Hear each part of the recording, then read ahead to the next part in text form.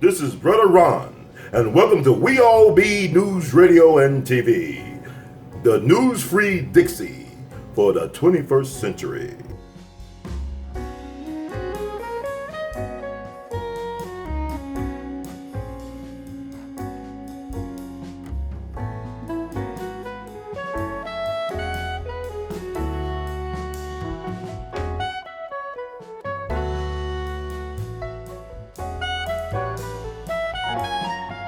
We all be is honored once again to have on the one and only. There is no one like this brother on the planet today that is providing the information that he's providing in the way that he provides it. It's the one and only Dr. Randy Short. How you doing today, sir? Oh, I'm very good, Brother Ron Hurd. How are you? I'm great, man. I'm about to be better because of what the things you about to provide. I know last time you was on the show, it touched a nerve with a lot of people, both pro and con, against some of your viewpoints, especially about your thoughts about your former college classmate, Omarosa, but you don't hold any punches. You just let them, land where they're going to land. So without further ado, I want to first and foremost get your thoughts on the legacy of the man known as John McCain from your point of view. John McCain was a war criminal. John McCain absolutely a person that black people should have their flags if they got them, pull the thing back up to the top, a full mast. My comments, as I said, in Facebook, my eyes are drier than the Sahara Desert during a heat wave. John McCain is his father. He's an intergenerational, comes from generations of white, racist, imperialistic war criminals. No ifs, buts, and ands about it. And when you see all these people, all these devils crying over someone, trust me, they've put a lot of black folks and other people of color in the ground before their time for no reason at all. And that's just the way it is. John McCain sold out white folks, too, when he was being tortured by the Vietnamese. He told them everything. My uncle was flying planes in Vietnam. I think he got shot down. I hope McCain had nothing to do with that. But a lot of folks are widows and don't know their dads and never got their sons back because John McCain, if you can't take the pain and you're a soldier, you don't snitch on other people. Give up the ghost. Go on and die. And he died in the 60s. A whole lot of people be alive today, and the world may have been a much better place. I know maybe he was a husband to Lindsey Graham or something like that. I don't know. I mean, all these people, but I'm sorry. And let's remember, he's from Arizona, right? Arizona's brought us a lot of things that are problematic as black people. It brought us Barry Goldwater. In case you don't know, I'll just tell you something. The people in my family are not necessarily the most radical people, but my mother had an opportunity, a once-in-a-lifetime opportunity to be the number one personal assistant to Barry Goldwater, and my mother turned it down. Wow. Think about that.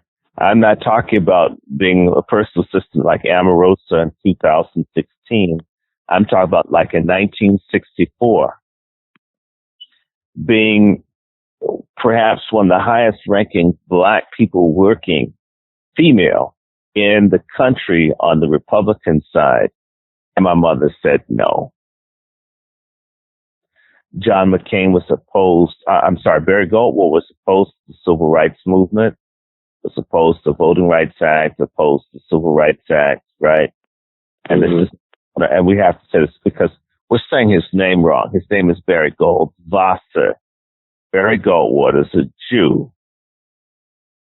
The family's Jewish, and black folks need to start looking when you hear these names.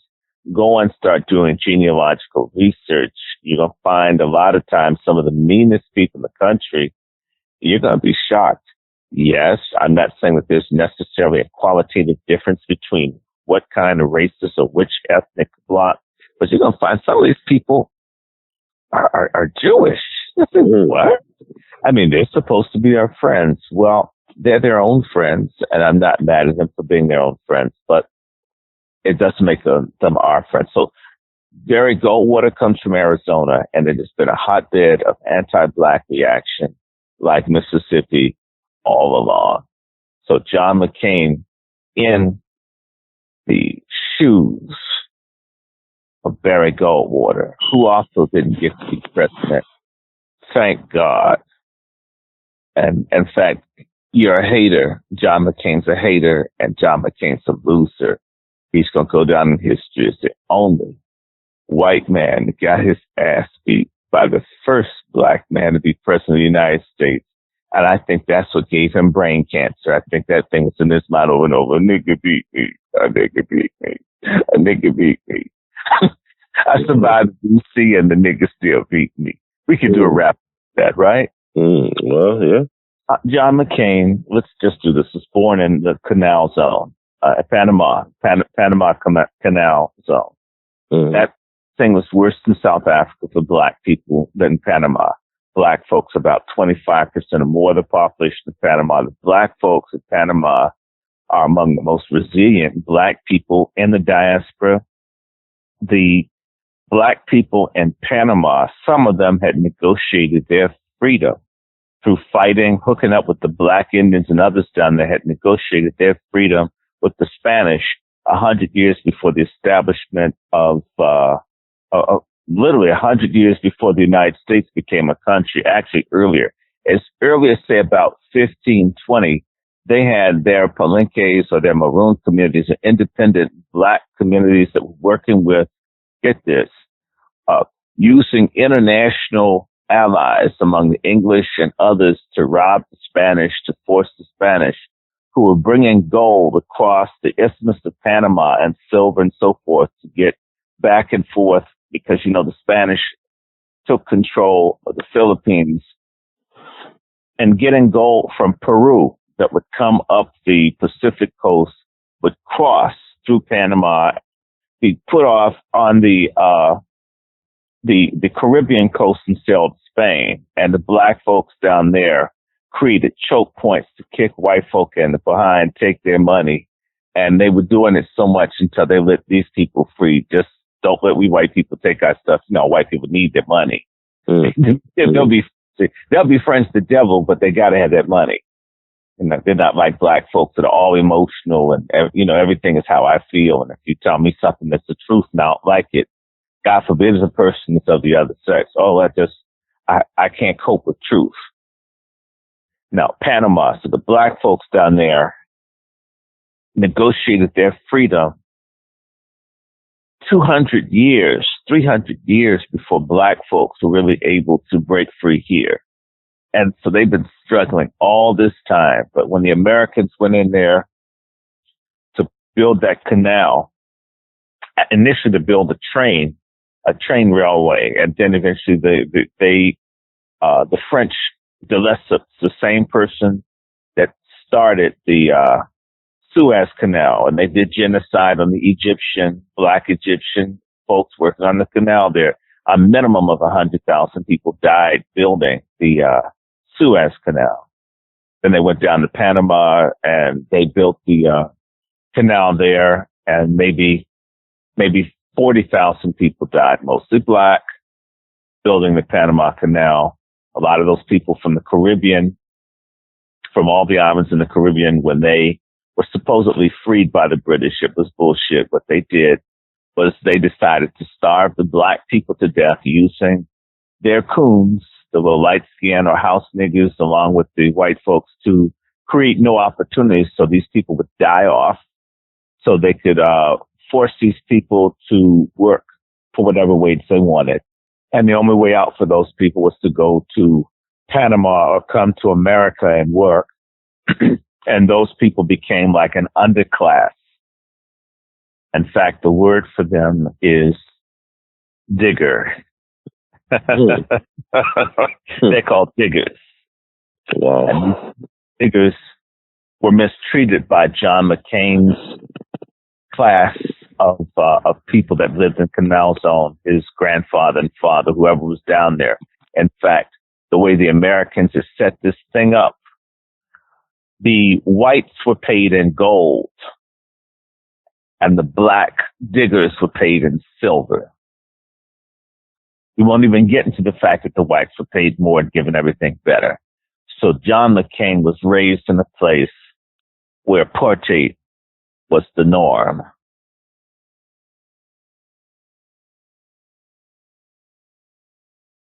So anybody ran around, ooh, hell with John McCain. Okay, he's gone. And I'll just say John McCain didn't grow or expand. There's a restaurant on 15th Street, or I think it's 15th Street or 16th Street, DC, called Old Ebbitt's Grill. Maybe it's on 15th Street, I think. And on Old Ebbitt's Grill, John McCain would go there and crack race jokes, nigger jokes amongst his friends and staff. Okay. So, I mean, I'm cracking jokes on him tonight or this morning, and it feels good too. And I'm not finished. Aside from selling out fellow servicemen, that's why you had the swift boat, this group of white men that tanked John McCain because they see him as a traitor. When John McCain signed that statement, the thing that they said he regretted until he died, John McCain was supposed to be court-martialed when he came home, but he had that connection because he came from generations. His father was a 4-star admiral. He had that backup. That means he could betray his colleagues. He could betray the country. He could get people killed. And that white privilege kicked in. So imagine you go from being a traitor that could have been court-martialed, even shot, depending on if folk really want to get hard, and who helped his father and that little closet sissy named Tricky Dick. And the dick was tricky. Pardoned. They didn't punish him. Now, had there been a black man, he would have contrast John McCain, who betrayed his country, to Abraham Bolden, the black Secret Service man who was looking out for the Kennedys, and one that found out about it being a conspiracy where they assassinated Kennedy, and they threw him in jail and lied on him. They framed him. This man is in his 80s with prostate cancer, and no one's trying to pardon him for doing a good job, doing a great job. Okay. In fact, had Abraham Bolden been allowed to go to Dallas, he may have died, but he would have been willing to prevent Kennedy from being assassinated. Imagine what kind of world we'd live in if Abraham Bolden had not been blocked and stripped from the presidential detail. And compare that to if John McCain had been court-martialed. Now, John McCain was a warmonger. The man had like 13, 14 mansions. How do you get that as a senator? He was getting hundreds of thousands of dollars above the table, God knows what below, being the biggest, basically bottom bitch for the armaments industry for the United States, using his position on the Armed Services Committee to promote conflict so he could get a commission. I mean, he's a thug, fraud, a racist. Look at his hands. In Yemen, 10, 15 million or more people, many of them black, are facing total starvation from a war John McCain supported. Remember the United States went to Somalia and then tried to do stuff? John McCain was around. He was the senator then. John McCain, every war, Iraq, Afghanistan, he's down for it. See, he was trying to get payback against people of color for his ass getting broken in the Hanoi Hilton. And for all the little black folks that believe in forgiving everything, no, we need to forgive one another and hold a grudge against people that hate us until they stop doing what they do. And maybe they won't. Then let's hold the grudge. Shoot. Now, so Yemen, just by itself, at least a third of Yemen are black folk. Oh, at least a third. It may be half. They expect in a couple of months that'll be 20 million people facing their death. The war John McCain supported. Now, 20 is way more than 6 million for these Jews folks cry about. John McCain, one of those people supporting the armaments people. What did he do for Rwanda? What did he do for Congo? What did he do for Angola or whatever? Whatever the United States could have a war or sell weapons, this man was boosting it. Not Haiti. He's one of the people that called for the crushing of black folks in Haiti. He's one of the most wickedest men that's cursed black people since they put Negroes in a boat to take them to somewhere other than Africa.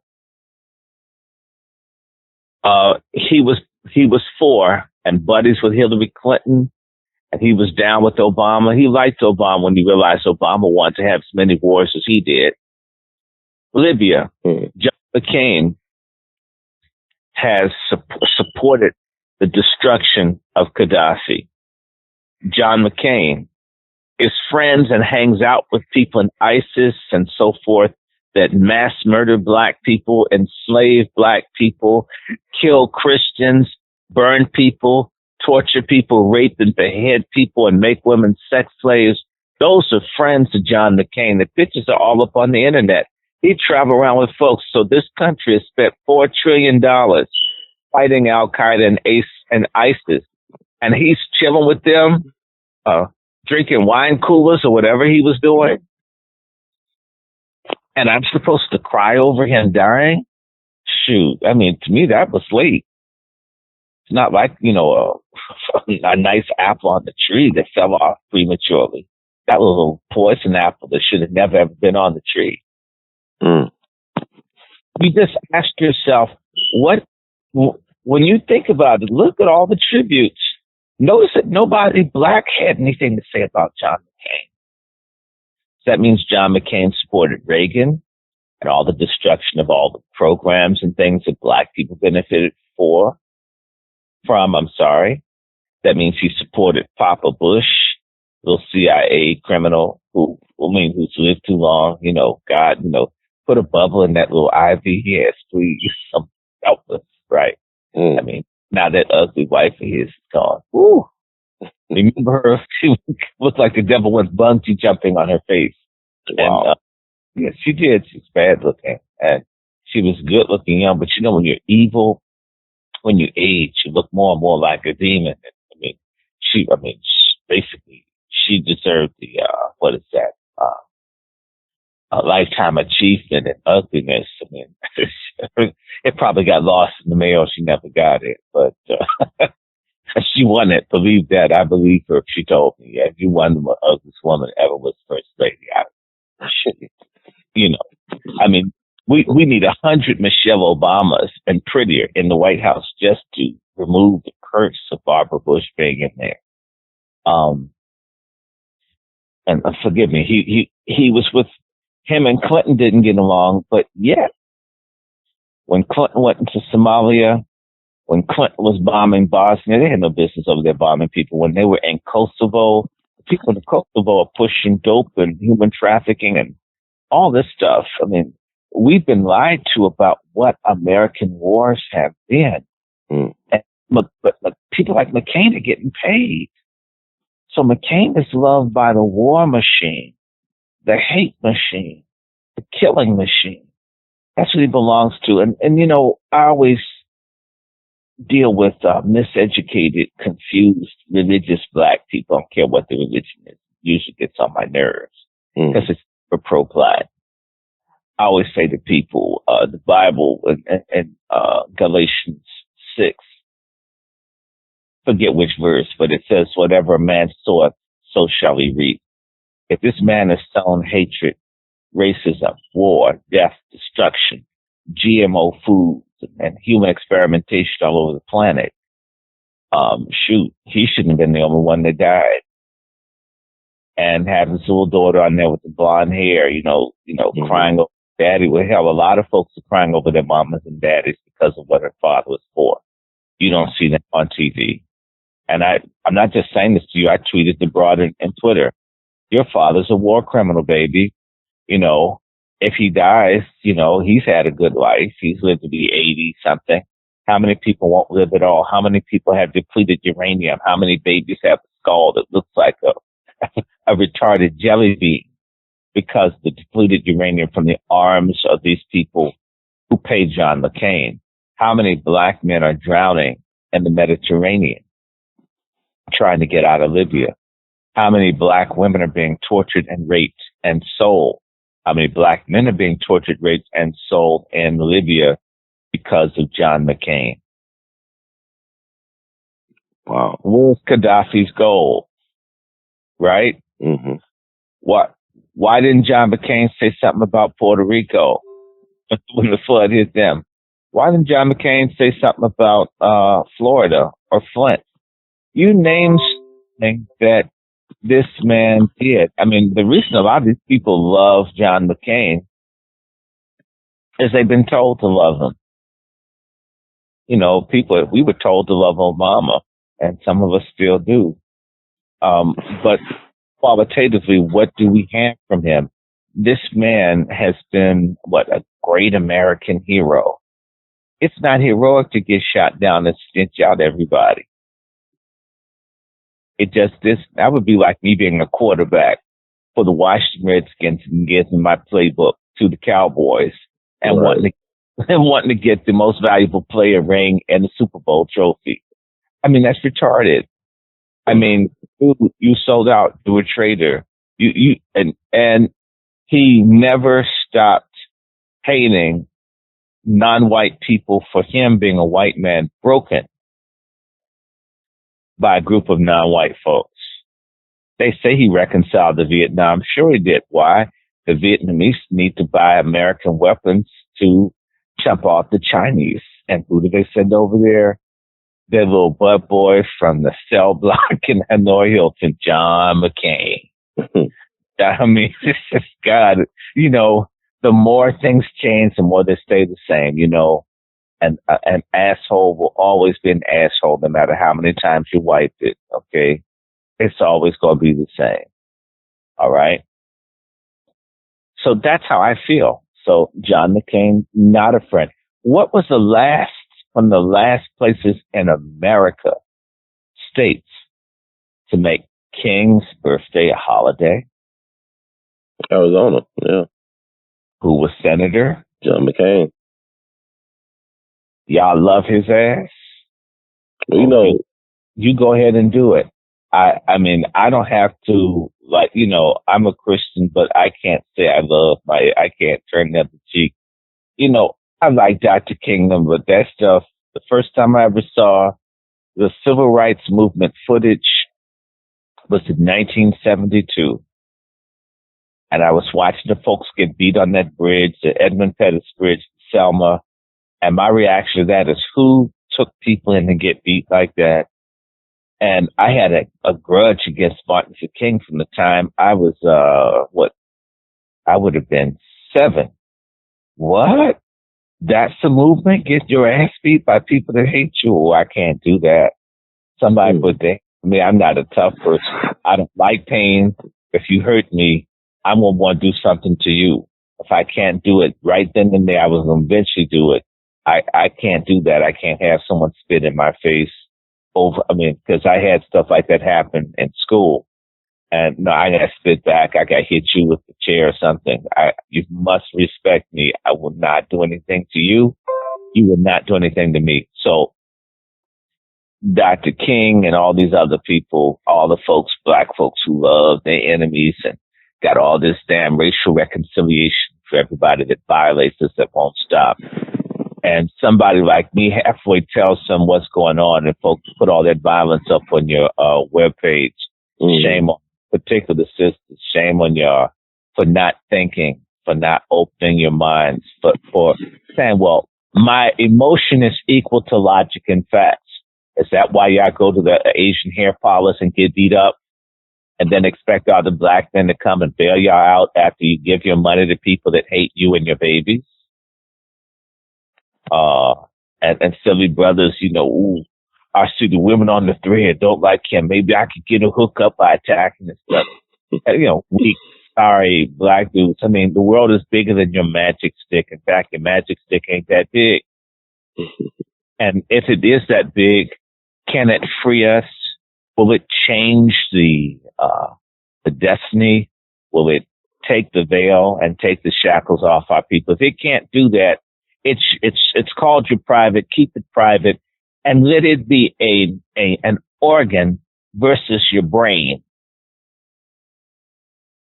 Our people have to get out of being primal and be modern. Frederick Douglass and all these other black folks, what they could read, think, contemplate, and they could take truth wherever it came from. It didn't have to be put like what Mary Poppins, a spoonful of sugar. And most folks love that story, don't even realize the lady that wrote that book was into the occult, worshiping the Lucifer. So Luciferian medicine with sugar in it, so you can swallow it because it's got some poison in it, but it tastes good. A lot of things taste good, can kill you. A lot of things like hearing aren't good for you, whether it's from a coon preacher or from a Democratic candidate or from a lying ass Republican that just wants to vote so he can rape you the same way a black or a white Democrat would. Wake up, folks. And I do care, but then again, I don't. I've always said, and this is my saying, brotherhood, I'm a racist against ignorant people. I don't want to live in the same world. I don't like ignorant people in my house. I don't talk to ignorant people over the phone. I don't like sitting next to ignorant people on the bus. I believe in segregation. Stupid people and smart people shouldn't mix.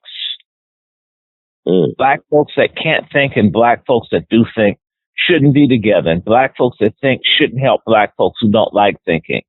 Let them discover if they won't get it through vicarious learning, through study and observation. If truth can't come to them openly and honestly, then let them learn the hard way.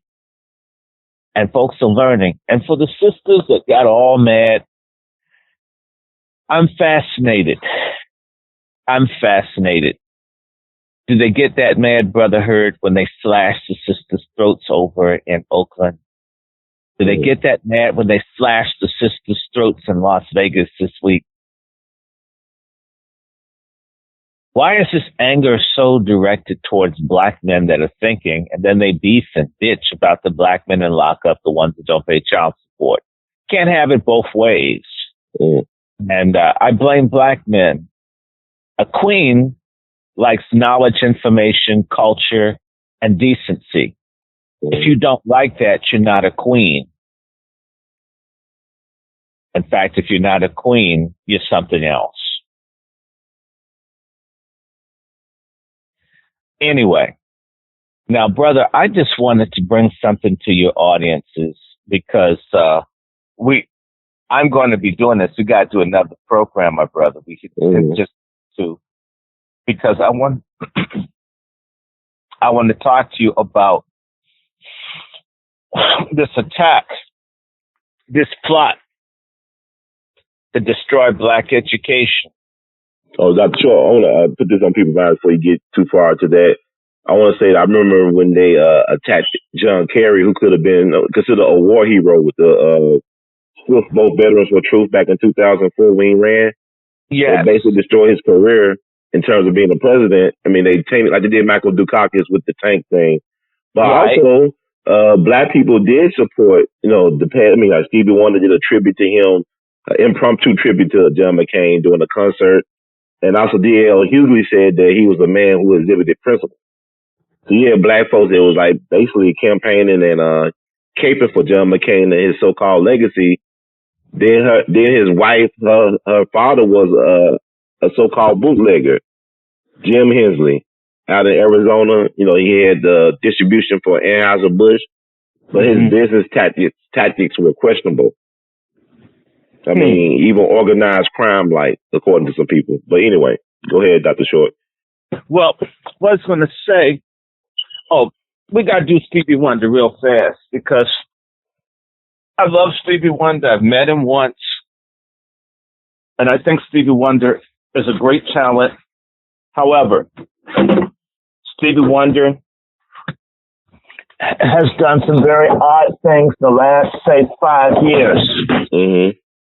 And I had to help through media do a protest against Stevie Wonder for something he was trying to do just 5 years ago. 5 years ago, people need to remember something because they don't get it. Stevie Wonder is a great musician, a great talent. I personally grew up listening to. We love Stevie Wonder. We remember him from Fingertips to There's a Ribbon in the Sky and beyond. But ask yourself, what was the last time Stevie Wonder had a big top 10 hit? Wow, that's a good question. When did he have an album in the top 10 in the last, say, 20 years? Great question. When was the last time?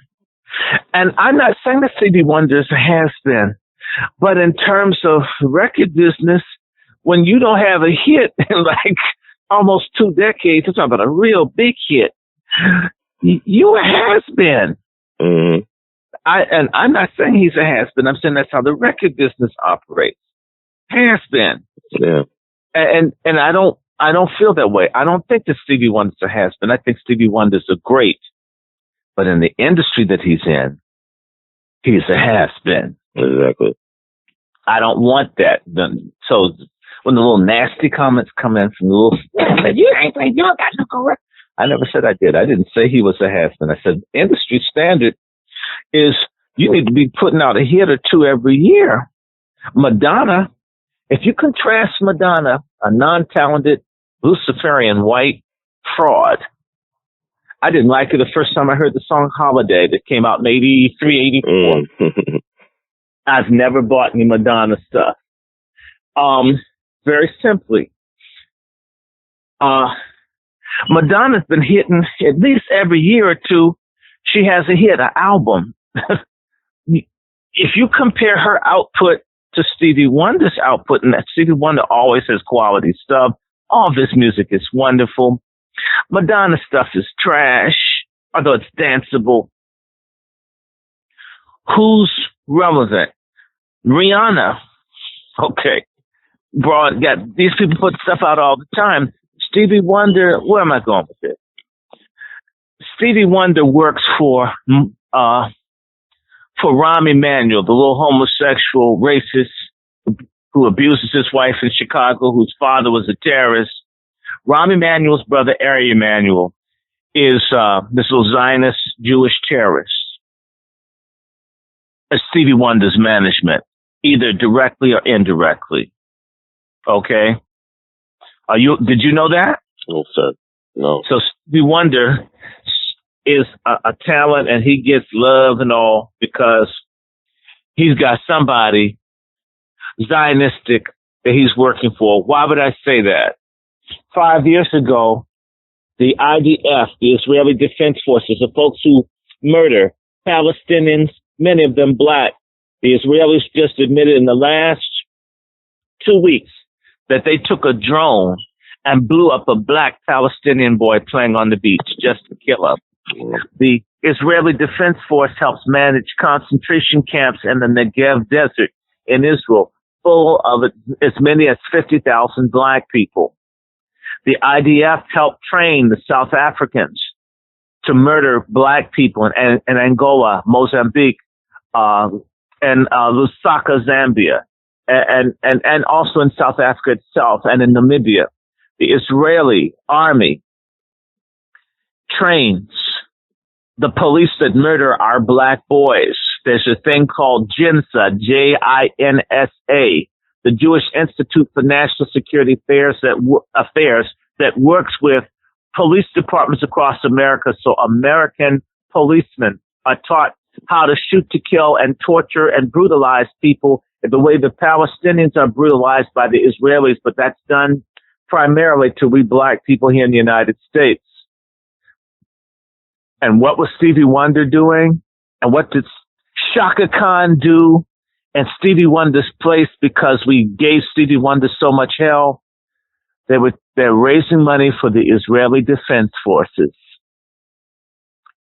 Stevie Wonder was supposed to do a tribute to the IDF, the ones who massacre and drop 5-ton bombs on families and use white phosphorus and torture the Israeli Defense Forces that went to Haiti and cut the corneas off the eyes of black Haitians and took their organs and sold them. Stevie Wonder's raising money for them. Wow. I love Stevie Wonder, but that's a cool move if I've seen one. Stevie Wonder backed out. I remember the radio broadcast I did. My joke was, we all knew Stevie Wonder was blind. We never knew he was stupid.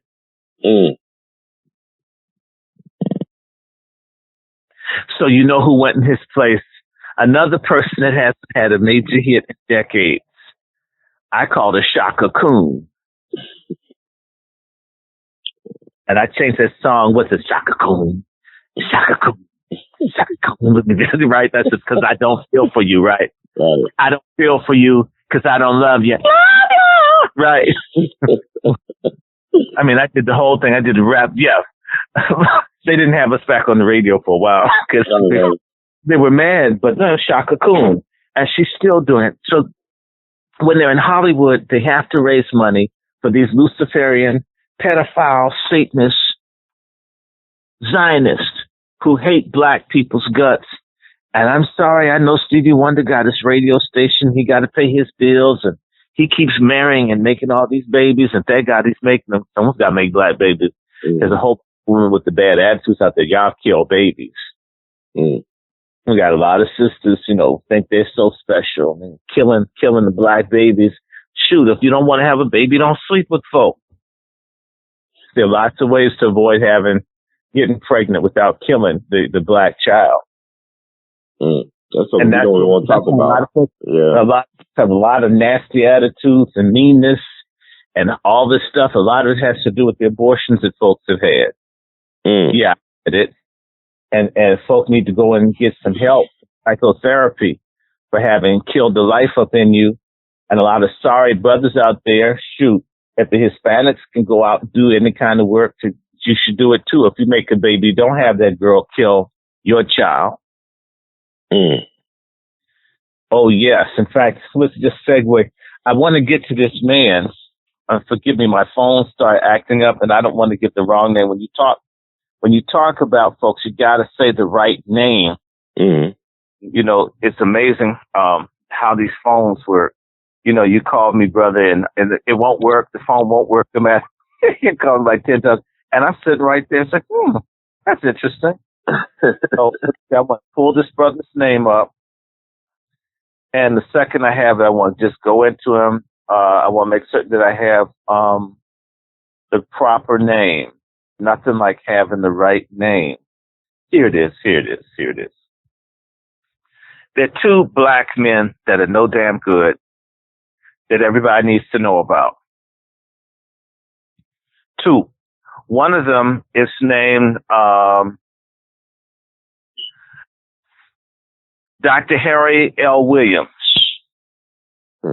Dr. Harry L. Williams is a coon and a man, kind of dude that works in higher education that likes getting their stuff off the hook. Or let me just say it differently. He's the kind of person many people suspect, with very good reason, that they would be having intimate relationships with the students that they're supposed to serve. Like this dude more than likely is alleged to have done at Delaware State University. And let me share with you what this brother is doing. This brother is now head of the Thurgood Marshall College Fund. But here's the kicker. Harry don't like HBCUs and thinks that most of them should be closed. All the black folks, there are 300,000 black folks being educated at HBCUs. He thinks half of them should be closed. There's 150,000 folks who aren't going to be in school if he had it his way. And that's 150,000 folks who might be in the school to prison pipeline. He doesn't care. He never went to HBCUs. His little spoiled ass kids don't go to HBCUs. He's been groomed by folks like the Koch brothers. They have a whole conspiracy to destroy black education. All the black colleges, they want to get rid of all of them, get the hard assets, get the land. Like whenever they move people out of public housing, make them into condos, some all the little gay couples make millions of dollars. And the folks get told, well, you're going to get to come back, and they don't get to. And his logic, it's black people's fault that there's been a historic disparity and discrepancy in who gets funds and support for educational institutions. So don't make it right. Don't fix it. Blame blacks for the deficit and close the schools. That's like blaming the rape victim for having blood coming out of their private parts.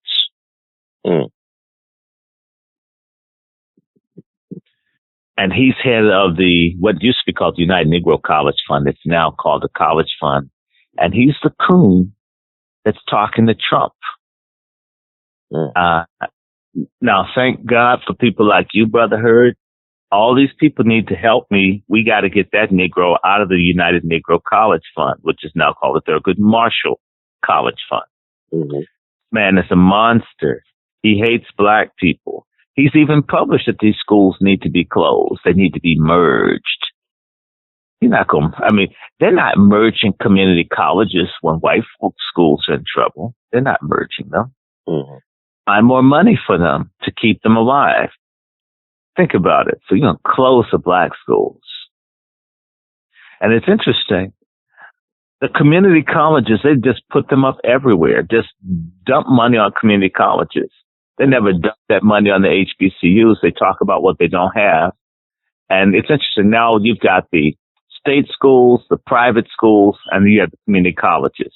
They have lavished money on the community colleges everywhere, but they've never treated the black HBCUs that have survived all these years. They never gave them the same funding.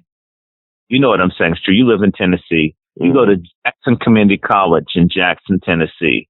It looks so much better than Lane. Those devils have poured all that money. You know, I lived in Tennessee. I know I'm telling you the truth. And those community colleges don't hire black folks and black staff like the HBCUs do. And so it's just like when they desegregated the schools and they fired the black principals and they fired the black teachers. It's another way to give jobs and income to white people and take it from blacks. And they've got this nigger leading the charge. Let me tell you a little bit of what I know. This nigger's in court right now against a wonderful person named Dr. Jahi Issa from St. Louis, Missouri, was at Delaware State, and this man had the cops on campus beat this black teacher. What kind of person has a faculty person that the students love beaten by the police? Wow. Not only that, Dr. Issa had collected maybe $200,000 worth of books to send to Africa. And president of Delaware State University, Harry L. Williams, had all those books put outside so they could be rained on. Waited for the book. Banned Issa from the campus. He'd be arrested if he came up there. And let it be, and told the students, you can't save the books. If you touch a book, you'll be put out of school. And let the books be destroyed, and then told them to come get them. Wow. That's a barbarian that destroys books. That's a person that's a book lover. that's I've been hating this man ever since I heard that. Those books were meant to go to Africa for African kids. Mm-hmm. And imagine you just destroy them. Now he has a buddy, his buddy that he replaced at Delaware State was named Dr. Allen Sessions. Dr. Allen Sessions, when he was president of Delaware State, had all the books in the African American Studies Department destroyed.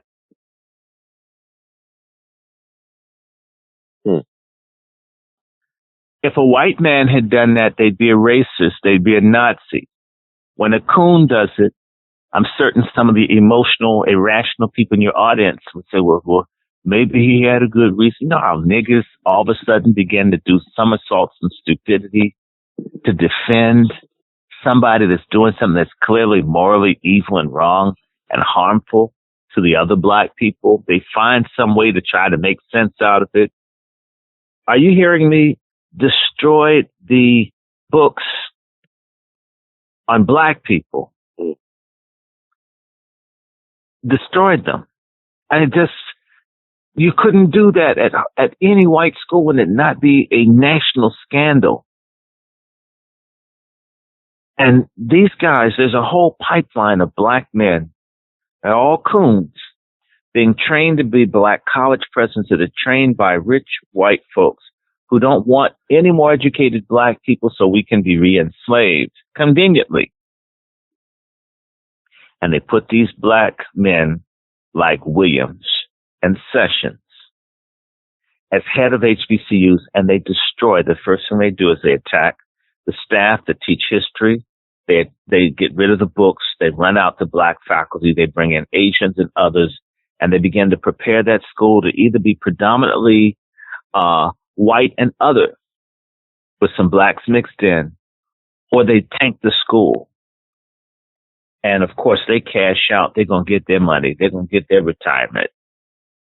And that's another door slammed in the faces of young black people, slammed in the faces of staff and faculty, slammed in the faces of our ancestors, and slammed in the faces of those yet unborn. And so this dude, Harry L. Williams, or Henry L. Williams, I'm sorry, I say Harry, Henry, L. Williams, just remember that part if I can't remember it. I mean, sometimes I don't feel like thinking about it. Mm-hmm. But let me make this clear. It's Harry, I'm right, Harry L. Williams. Harry L. Williams sits over the United Negro College Fund. Do you really think that he's going to give scholarships to black students if you like white students and Asian students and Hispanic students more?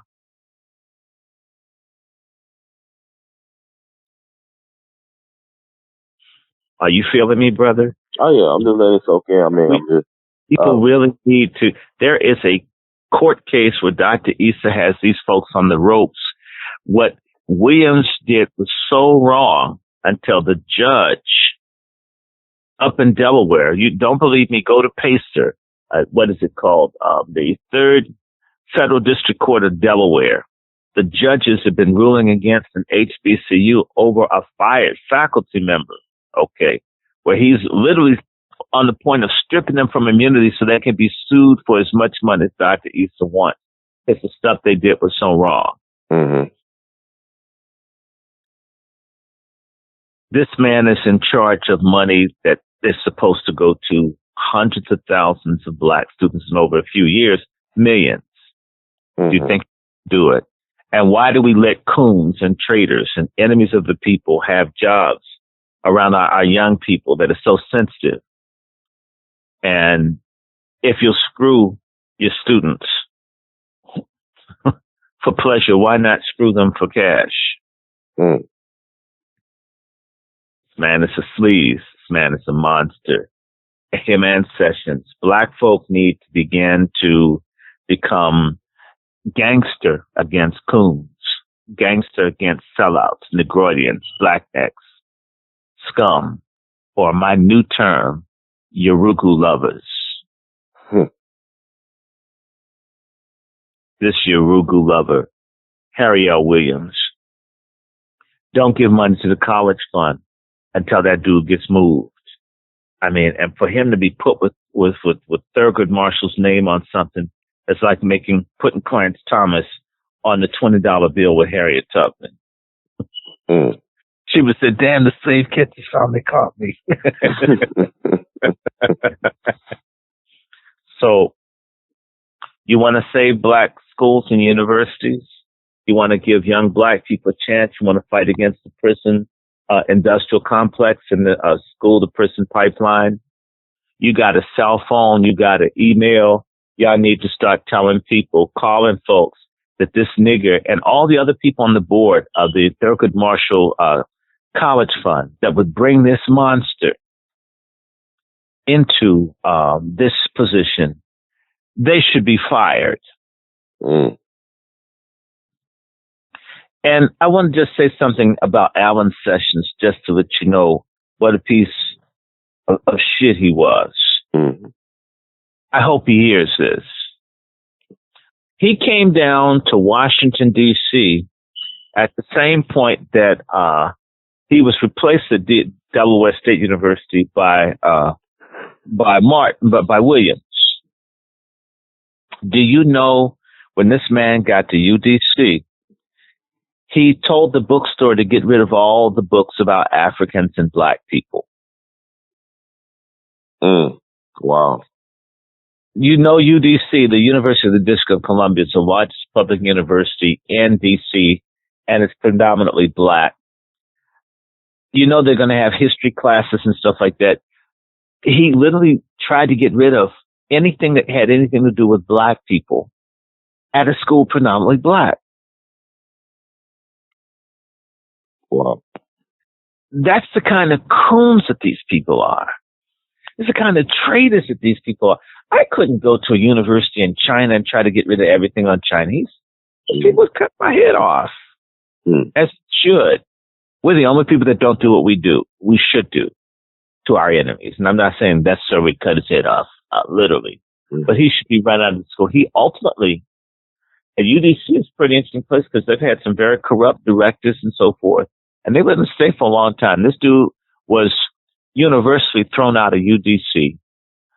And I think the term was without cause. I mean, literally, he was so bad until everyone came together and got rid of him. Wow. Do you have children, Heard? No, sir. But you want to, Yes, as I. Yeah. Do you realize that we may not have HBUs in 10, 15 years if people like Harry Williams get their way? Is that right? Oh, no. But we had Obama for 8 years, though. Why didn't not President Obama, the first black president, protect the HBCUs? No, he took almost $500 million away. And then when he put the money back in the budget, he didn't increase what Bush did.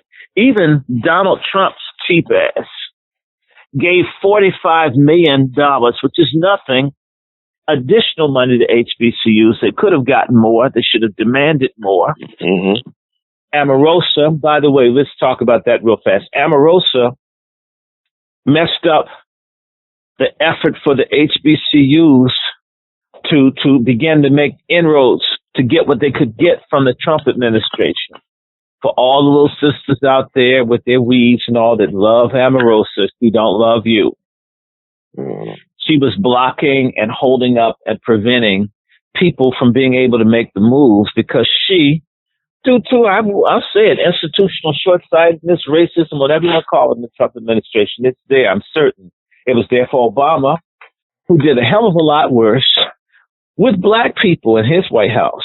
Okay, I said that too. He did. Omarosa was blocking people, keeping people, not returning calls. I know folks who are right up with Trump now. Not that these people are radicals. They're not. The audience is correct. I never said these people are revolutionaries. I never called them black nationalists.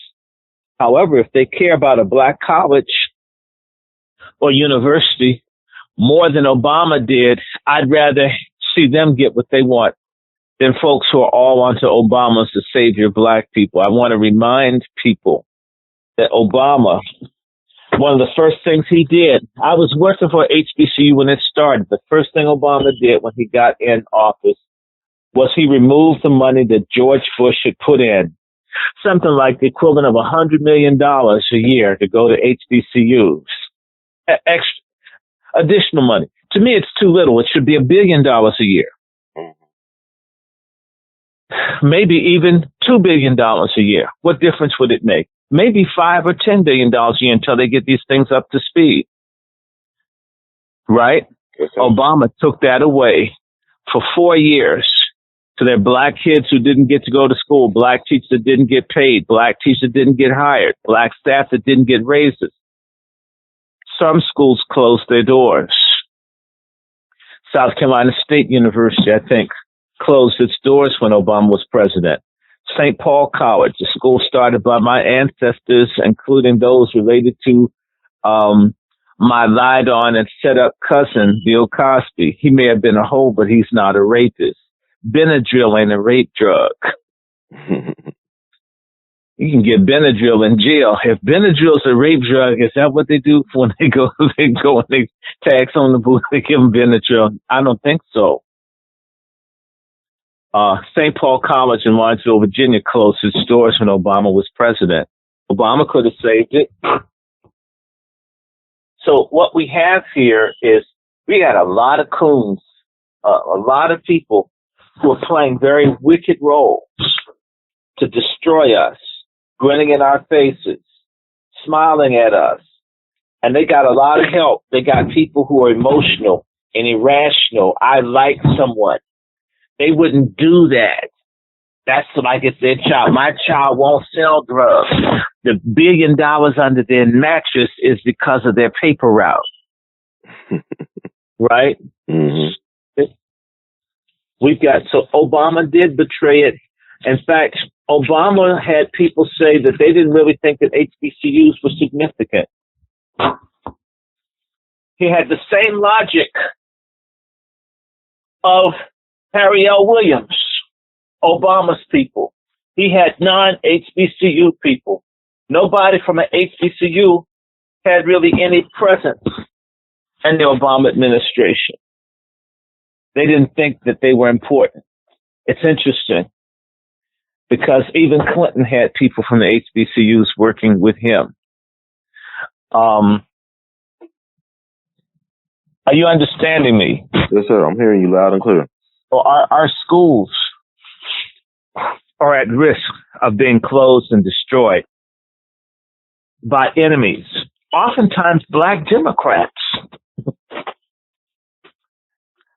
It's interesting. Republicans who want blacks to stay away from white schools have always given money to HBCUs. They may have not given enough, but they gave some. Democrats, who are supposedly our friends, don't give anything. It's amazing to me. And they're the good guys.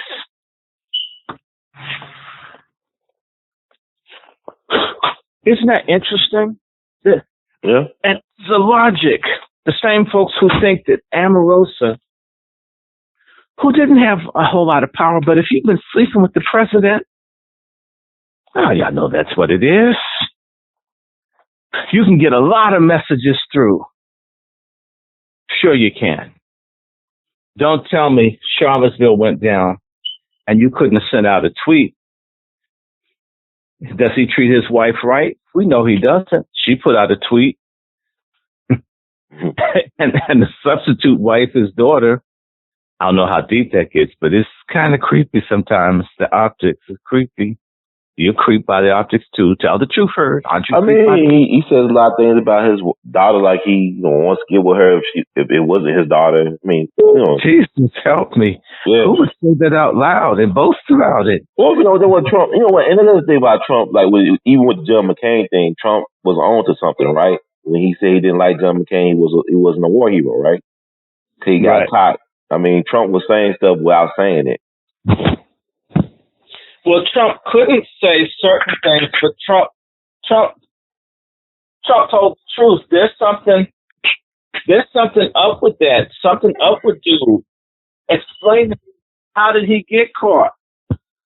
Well, no, he got shot down, but what you'll find, anybody go back and look back and start checking out when the American planes began to get taken down by the Vietnamese. And by the way, I'm completely against the Vietnam War. I wish that nobody had to go there. I think that America should stop fighting and bothering other people of color. No Vietnamese called me nigger either. But in as much as you have American service persons over there, their planes started going down after they caught John McCain. Now, and people need to do their research. So you got the internet, you got the information age, but now they're trying to scrub it. Yeah. And oh, let's do one more. You just mentioned scrubbing. I know if you follow my page on Facebook, I know you started. I put up information on the 4 black folks getting all the kudos running for office. Mm-hmm. You got Fat Girl, Stacey Abrams. Mm-hmm. You got Espy in Mississippi. And I want you to tell me, because, Mike Espy was the first person to give, to just go. He was Obama before Obama. He was just giving gay people everything in the Department of Agriculture. Probably cucumbers and corn cobs too. But anyway,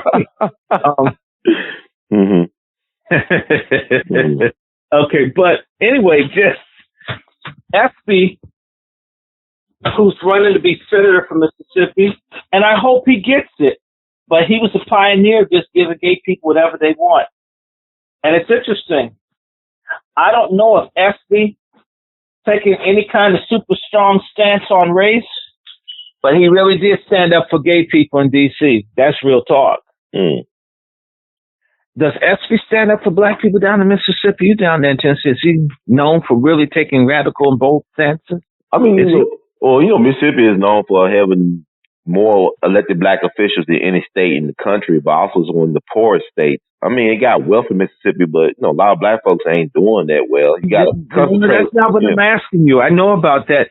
Has Espy doesn't he have a brother named Chuck Espy? I'm not sure, but the Espy, their family name is very strong among black folks. Okay, because he's either got somebody down in Clarksdale, Mississippi, and they've just completely become like the biggest homosexual in the Delta. Well, I mean, it's the times, right? You got the gay agenda is very strong right now in this country. They got a lot of powerful backers, as you know. But not in Mississippi. Mississippi hasn't gone for that. Not yet, anyway. They're holding out, but So they're not holding out. They're bending over in the Delta because this guy named Chuck Espy. I wonder if he's related or something to Mike Espy. And Clarksdale, Mississippi, they've been pushing hard to just bring all that stuff in. They've already made it normal. Yeah. That's what we thought. Okay, now I'm just trying to find out this dude related to Mike Espy, but I was asking you, and you're being that coy Southern gentleman, you're not answering my question. Okay. Is Mike Espy a very outspoken for black rights person? Is he anything like Chokwe Lumumba? I would have to say no. Not to my knowledge. No, sir. So he's not like Chokwe Lumumba? No, sir. I mean, nobody's like Chokwe Lumumba. Nobody down there is like him. Any parallel, like the son, the daughter, Rakia, give me something. You tell me that Espy, is there anything he fights for that black people benefit for that he will aggressively do, even if white folks don't like it? I need to know. I don't hear anything. He's not on the level of Chokwe. No, I don't hear nothing like that coming out of Mississippi about it. Give me something. I'm not. By the way, I want people to vote for Espy. Don't get me wrong. Vote for Espy. But I mean, he's a politician, right? That's what politicians do. They don't necessarily take hard stances or anything. John McCain can be radical for white rights. No, Hispanics are radical for illegals to have rights. What is it about black politicians that can't speak up for black people? Everybody speaks. Asians do it. But we used to have politicians like that. We used to have like the KU. Is Espy strong as a black man, or is he not strong as a black man? I'm telling you something about Espy. Excuse me. I remember him from the Clinton days when they attacked him for giving out, I guess, or taking political gifts. He only got $7,000. McCain's gotten millions. Right. I mean, they persecuted him for that. That's why I remember him. I don't remember anything after that. It was less than $8,000. But you know what? I noticed. I'm gonna tell you something that SB never did. It's $8,000, and most of it came from Tyson in Arkansas. Mm. And you know what? Clinton never helped them. You want to know what you know what I get from what happened to SB? What? First and foremost, I'm gonna give you some stories your audience doesn't know. There's a man by the name of Tom Skinner. Tom Skinner's wife, who was a woman who was running the Black Caucus Foundation or whatever, Barbara Skinner. Mm-hmm. She's hardcore political operative, problematic too, because she's the one that told the Kings not to have Harry Belafonte at Coretta Scott King's funeral. He was shooting her and everything else. So, wow. But Barbara Skinner is a political monster, right? Beast in terms of getting stuff. All right. Barbara Skinner and her husband, Tom Skinner, who used to be the chaplain for the Washington Redskins, the major black evangelist, black radical evangelist preacher, very close friends to my father. Mm-hmm. And Barbara's friends, my mom, all right, reached out to SB when he first came to D.C. and says, can we talk to you? May we talk to you? And can we help you? And SB did. And I'm going to say this to the Deep South black folk. I'm not picking. I'm a Southerner. I'm not a Northerner. I definitely knew that after living in Massachusetts. But a lot of times black folks from the Deep South have some kind of issue where they don't like listening to black people from other places in the country. Mm. And to their loss, I can learn something from people down south or from out west. Learn from wherever you can get it from. That's right. You know, I'm telling the truth. I hear what you said, Dr. Shirley. They don't like, especially if it's a northern black person, whatever they say they're going to fight and be against. And I don't know, that must be some kind of cotton picking inferiority complex that doesn't allow the information to move around. Okay. But these folks wanted to help SB, and SB told them, no, thank you. I got it. Interesting. These are people who have been in D.C. before he ever got there, about 20 years longer, because, let me see, the Skinners, Skinner was in D.C. at least as early as 73, 72, 70. And so 20 years before this dude came to D.C., they were here. Mm-hmm. And he had the other wife. He jumped her and got this younger one. Okay. Now, and SB pushed them away. These people weren't asking for money or to do it, just, can we give you some stuff so you can make it so you won't get into trouble? And SB snubbed people. And I believe Hillary and Bill, because they're friends of the Tysons, every promising black man, there were two, Ronald Brown and Mike Espy, were promising national figure black people. And Espy was a New South person, right? Mm-hmm. Shot. Ronald Brown was a northern black person. Ronald Brown had a bullet in his head, and Espy, they used over $15 million to go after him for getting $7,500. That's tickets to sports games and a couple of flights. That's not money. Mm-hmm. No money. And Clinton and them never fought for him. They didn't. And in fact, when Hillary was running, she never mentioned Espy. Do you realize that the Clintons probably just had Espy destroyed? And in all this time, Espy never said, it was racism. They bought me for airline tickets and games and some flowers and some nuts, literally, little small. And he was trying to impress some young woman. That's, it's sort of like the stuff silly Jesse Jackson Jr. was doing. Silly rabbit. Six ain't for niggas. Okay. Silly rabbit. I need 6 for niggas. Okay. Are you feeling me? I hear what you say. Yes, sir. Espy has never, ever said it was racism. He never went public and said, I'm being persecuted. He never, ever said that. But if they spent all that money and found nothing, what is it but persecution? Right. Which means that he tried to be the dignified black person that wouldn't say it has anything to do with race. He just fought and fought. and had nothing. Don't you realize he could have been president before Obama had he fought back? Not so much president, at least he could have had a higher post or could have done something. Something else happened. Senator Jesse Helms, one of the greatest racists that ever lived, another person when he died. I mean, shoot, that was like, let's do a Richard Pryor record. And that's how I felt. Look, he went after SB for giving gay people all the sorts of privileges, right? Mm-hmm. The Clintons did not come and protect SB. That's interesting. Wow. And so SB's being attacked by Jesse Helms, and he's just out there being hammered. You see, SB, I'm going to tell you something.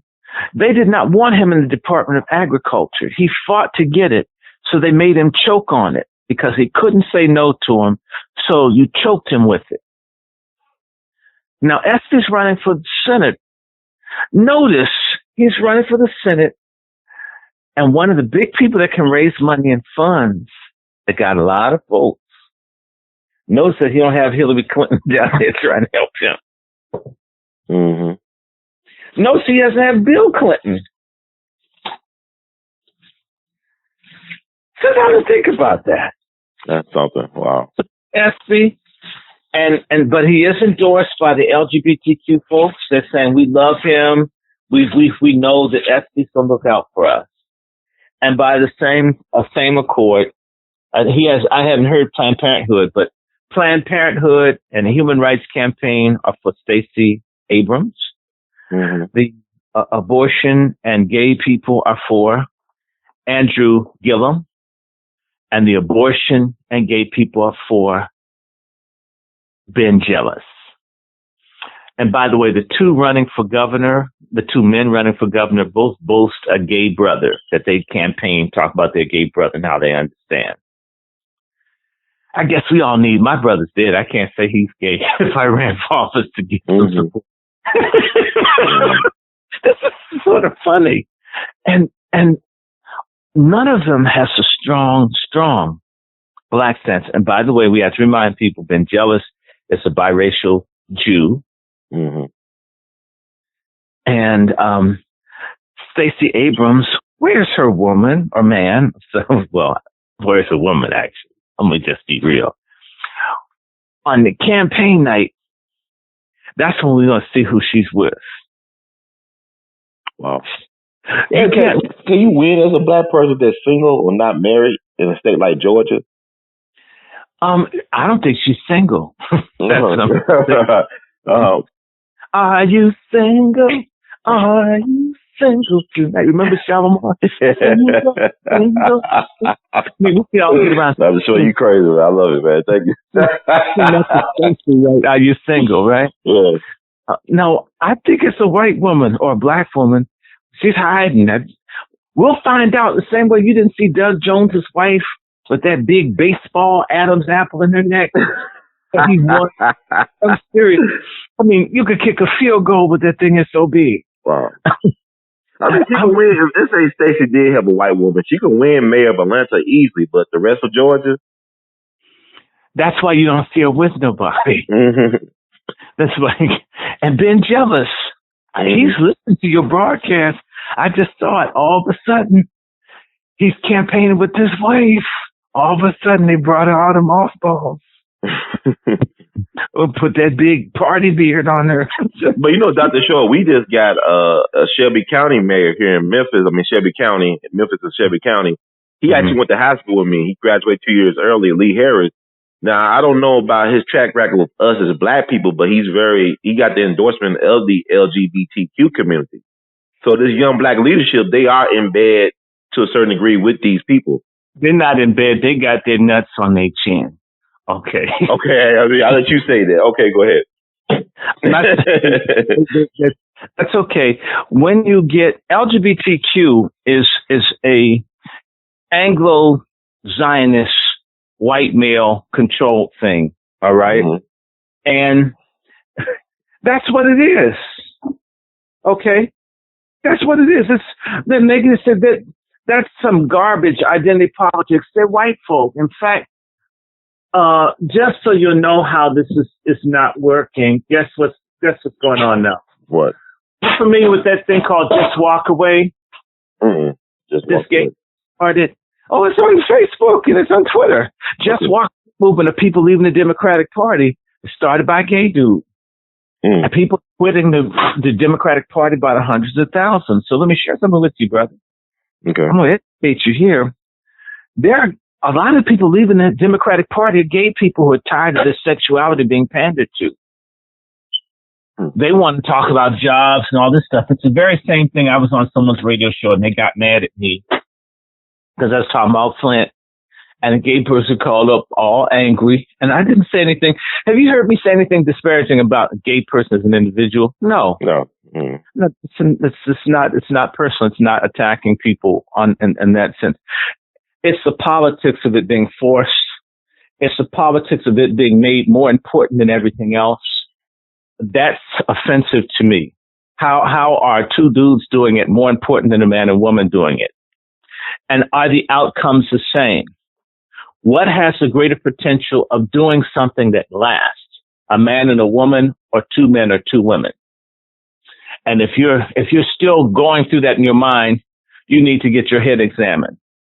The chances are, even if it's just two idiots kicking it drunk and high, a baby may result. That's life that will be here, that will create other lives that will be around 1,000 years from now.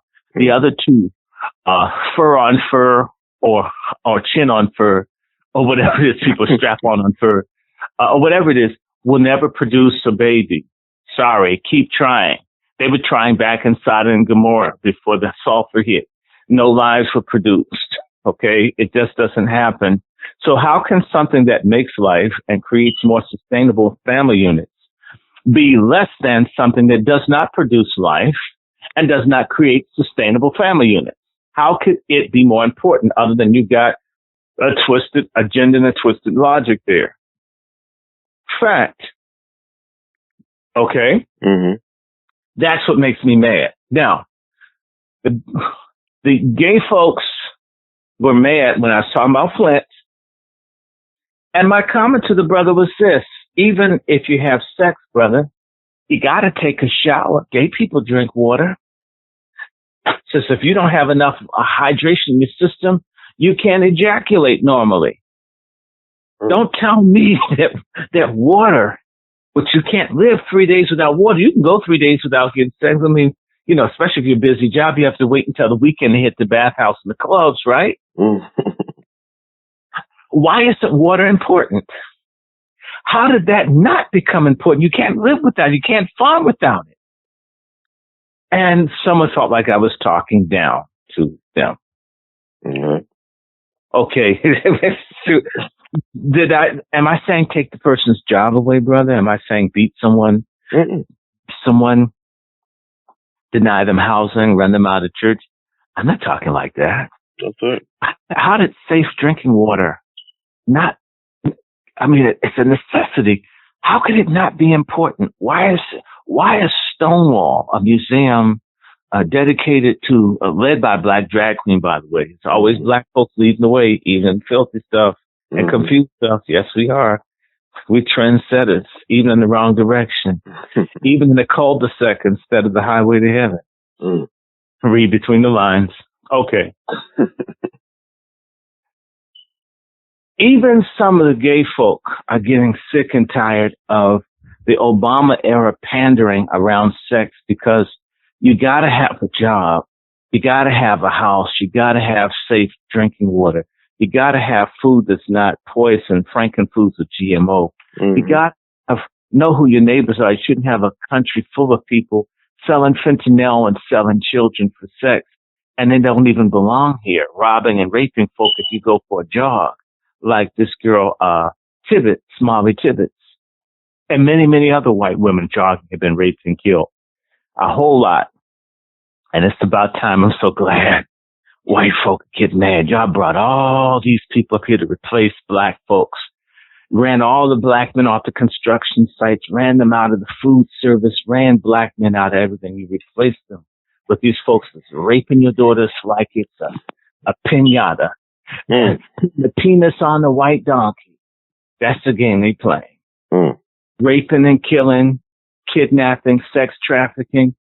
But you didn't want black folks in their own country. You just wanted to replace us. So mad that we asked for the rights that are ours under the Constitution, the Civil Rights Act and Voting Rights Act, that they brought in millions of people. Just let anybody come in. Let the army of the MS-13 come in and sell dope everywhere to punish black men and women. And this shit's backfired, white folk. Yes, they hate us. Yes, they do your dirty work. But for how long? They don't want to do it for 20 generations like we have be at the bottom. They're here to take over. They didn't factor that in. And y'all going to have to fight for the stuff you stole from us and the Indians. You're going to have to fight with them. You have to put them out. And they don't mind. They're not nonviolent. They're not forgiving and loving like black folks who kill each other like little bighorn and kiss white folks behind, even kissing the toes of the cop before they blow their head off or tase them. They're not us. And they don't like you either. Mm. And you don't know how many of their asses are up here. And you won't give jobs, you put people in jail, you make the schools bad, take the, all the social programs from us and give it to these illegals and other people. And you've made them feel like they're better than everybody else, sort of like what they've done with this whole gay identity foolishness. Mm. And it's backfiring. And don't you love it? Come on, you love it. It's an era of Trump. It's the zeitgeist. I mean, Trump is a mirror to America. I mean, the stuff is coming out to the surface now. Everything's out in the open. Look, we need more to come out in the open. It's coming. I mean, we can't stop it. And I'm going to tell you, I have a buddy in California who's an activist who knows all the people from the Spanish-speaking community, and they're all upset now that they're being messed with after being given an illegal immigration house party at our expense for the last 40 years. That nobody wants to be in coalition with them.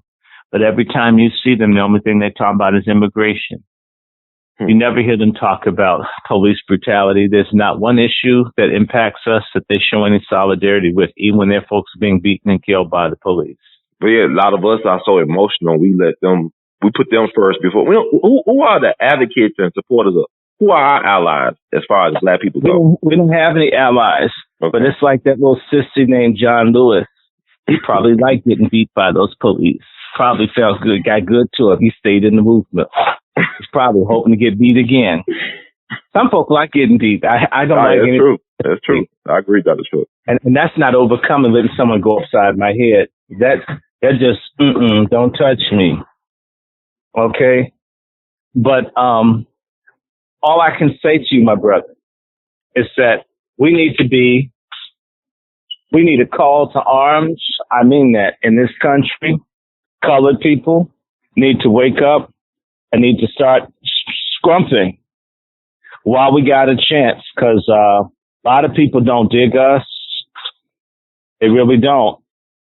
Everything that they're told by the news and everything else is that we're bad people, that we're no good. We're bad. We deserve whatever happens to us, right? Yes, sir. They tell us in so many ways. That's what they're told. And the only answer is for us to fight back. Stop letting people mess over you, and don't let coons betray you. Oh, now I just want to say this thing about so Stacey Abrams. Okay. I hope they can psychically bet their rent money because she's got a man. I don't think so. If she had a man, you would have seen him on the campaign trail. Come on. Both her parents are ministers, though, right? Family values. Both her parents ministers from Mississippi, if I'm not mistaken. Shoot, you guys folk high rates of AIDS in Jackson, Mississippi. Folk do boo-foo in Mississippi and rug in Mississippi. Yeah, but I'm saying, like, it's fun. I just can't imagine. Could Obama get elected as a single black man? If he ran as a single black man for president 10 years ago, would he have been president? We've had a single gay president in American history. Right. James Buchanan. Yeah, he hated black people. LGBTQ. He's the one that brought about the Civil War, did everything he could to help the Dred Scott case. And next someone tells you white homosexuals are your allies, you tell them that the Civil War and the Dred Scott case was supported by the first openly gay president in American history, James Buchanan. Well, he was the bachelor president. They don't want to call him gay. They call him the bachelor president. He was a punk. Why did his nieces destroy all of his letters with the man from Alabama that he was living with? That's a good question. Well, I mean, you destroyed all his stuff. Well, what did you do? I mean, that's history. Well, right? But they imply Lincoln's gay because a lot of Kevin Republicans, right? It was his story. Their story. He's gay. What about the show about Lincoln? We know he got the law of Kevin Republicans, the gay part of Abraham Lincoln may have been bisexual. And he was Jewish, too. A lot of people don't know that. Abraham Lincoln. And Abraham Lincoln's wife was a drug addict. Now, what Mary Todd Lincoln, huh? But Mary Todd Lincoln, you know her drug dealer's name. Who was selling her dope? You tell us. John Wilkes Booth was a dope dealer. The actor and assassin, he was a dope dealer too? Wow, okay. Yes. He was a real white boy Rick, huh? He was white boy Rick back at the time. He was white boy Rick. Black folks were in the sticks. I like that. James, this guy, John Wilkes Booth, was an opium dealer. That was the crack and fentanyl of the day. And he was Mary Todd Lincoln's dealer. In fact, he probably shot Lincoln because he hadn't been paid. It's like some Nicole Brown Simpson stuff to me. Like, she got killed because Faye Resnick or some drug issue, not getting paid their drugs. Right. Wow. And we know Faye Resnick was married to the Jewish mafia drug kings of Las Vegas. I didn't know that. Okay. Yeah. Well. Resnick. And the Resnicks run all these places. Martin's Crosswinds. Do you have those down in Memphis? Not to my knowledge. No, sir. They have all these gathering places, but it's the Resnick Corporation run a lot of banquet halls across the country. Wow. They have them in Memphis too. They probably do. And they have them in Florida. Yeah. So drug dealers, they're the ones that got Joe Louis on drugs too. Oh wow, man! And just putting that out there so you'll know. Now, Mary Todd Lincoln died in England, and her body's in England. There's not another first lady out of the dozens of first ladies that have died. There's just a few alive. Let me see. Barbara Bush's ass is dead. Nancy Reagan's ass is dead. So you have Hillary Clinton, Michelle Obama, Laura Bush, right? And Rosalind Carter, that's her name. Or what's her name? Jimmy Carter's wife. So there are 45 of 40 first ladies alive. Of the 40 dead, only one is buried outside the United States, and that's Mary Todd Lincoln. I didn't even know that. Wow. Oh, yeah. And she's buried in England, and she went to England. Remember, England supported the Confederacy, and the Todds were slave owners from Kentucky. And people forget that Mary Todd Lincoln was denied the widow's pension. In fact, just before Lincoln died, they had approved to give pensions to the widows of the presidents and vice presidents. And Mary Todd Lincoln never got a red cent from the U.S. government. And there's a reason. See, when a white woman's a whole, white people protect white women. White men protect, black men, she was a hoe, right? That's the black folk. Go ahead, sir.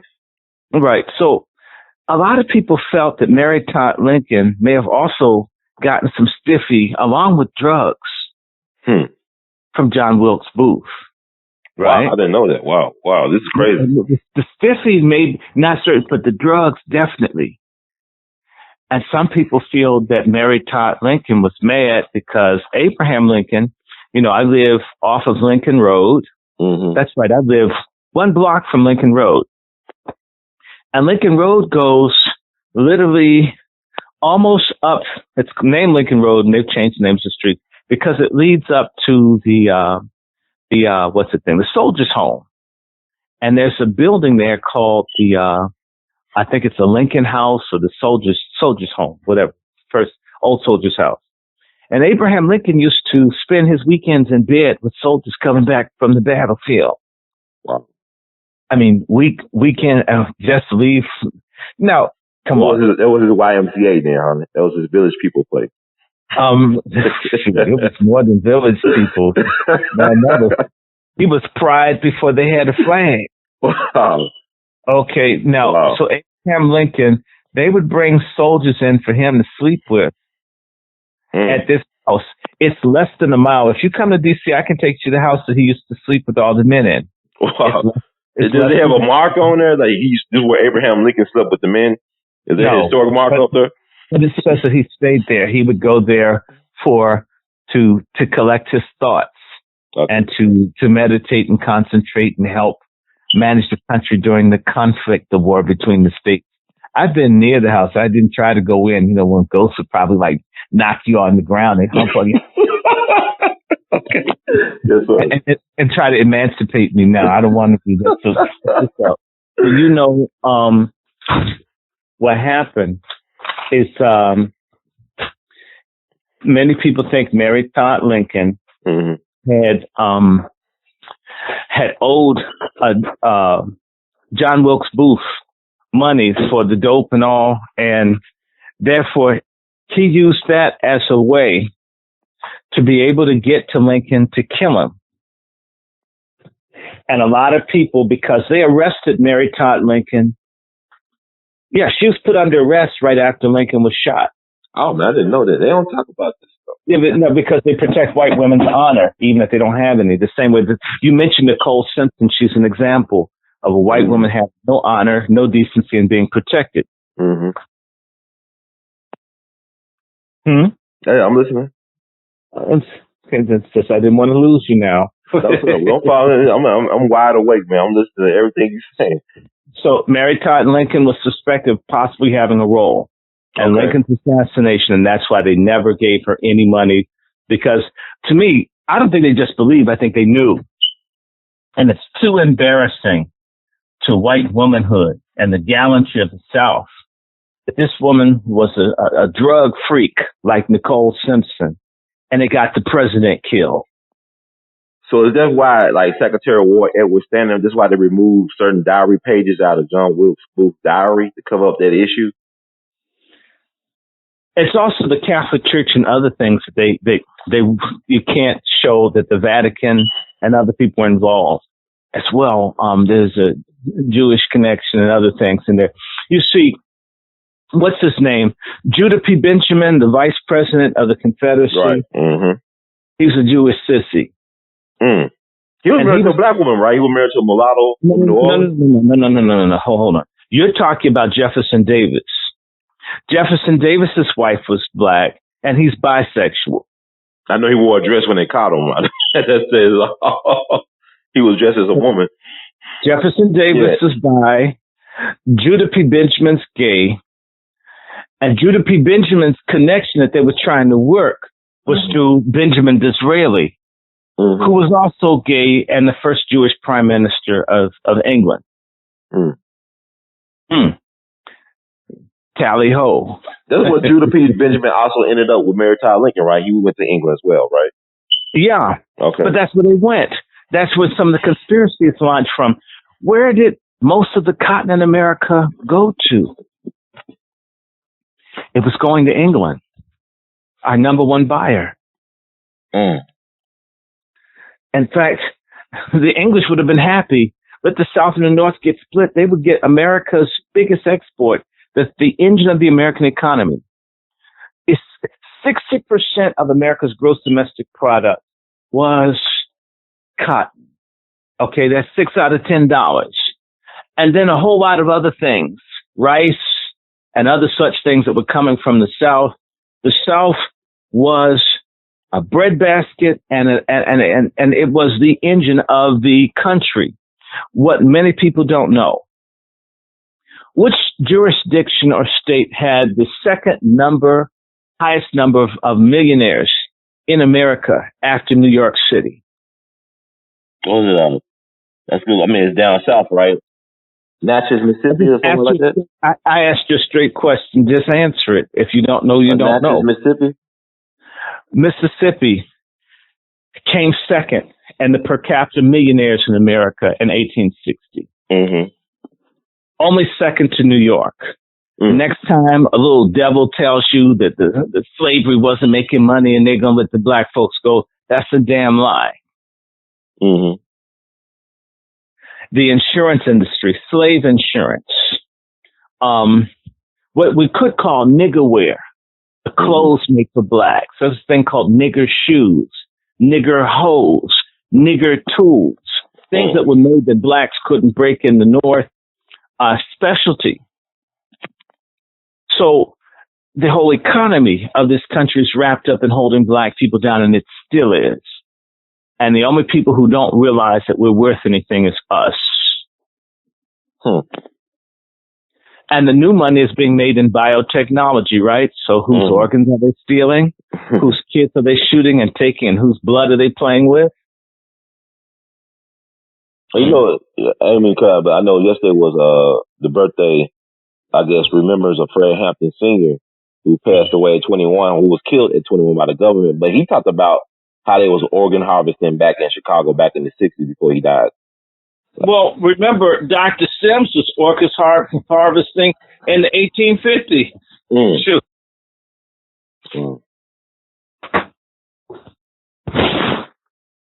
How you like George Washington's implants, the teeth they ripped out of his slaves' mouths? Yeah, but white folks had you thinking they were made out of wood for years, like they like mythology. Well, see, I grew up in Mount Vernon. I think you know what that means, right? That I grew up on used to be George Washington's plantation. The expanses of his plantation. And our teachers were instructed to lie to the black children. In particular, I remember being put out of class. I had a friend named Harold who looked like a little black George Washington. And whenever the teacher would say George Washington was sterile, I would elbow Harold and laugh. And the white teacher would scream. And I eventually got thrown out of class for being disrespectful. Okay, this is 1972. So I'm used to folks not liking what I have to say. Okay.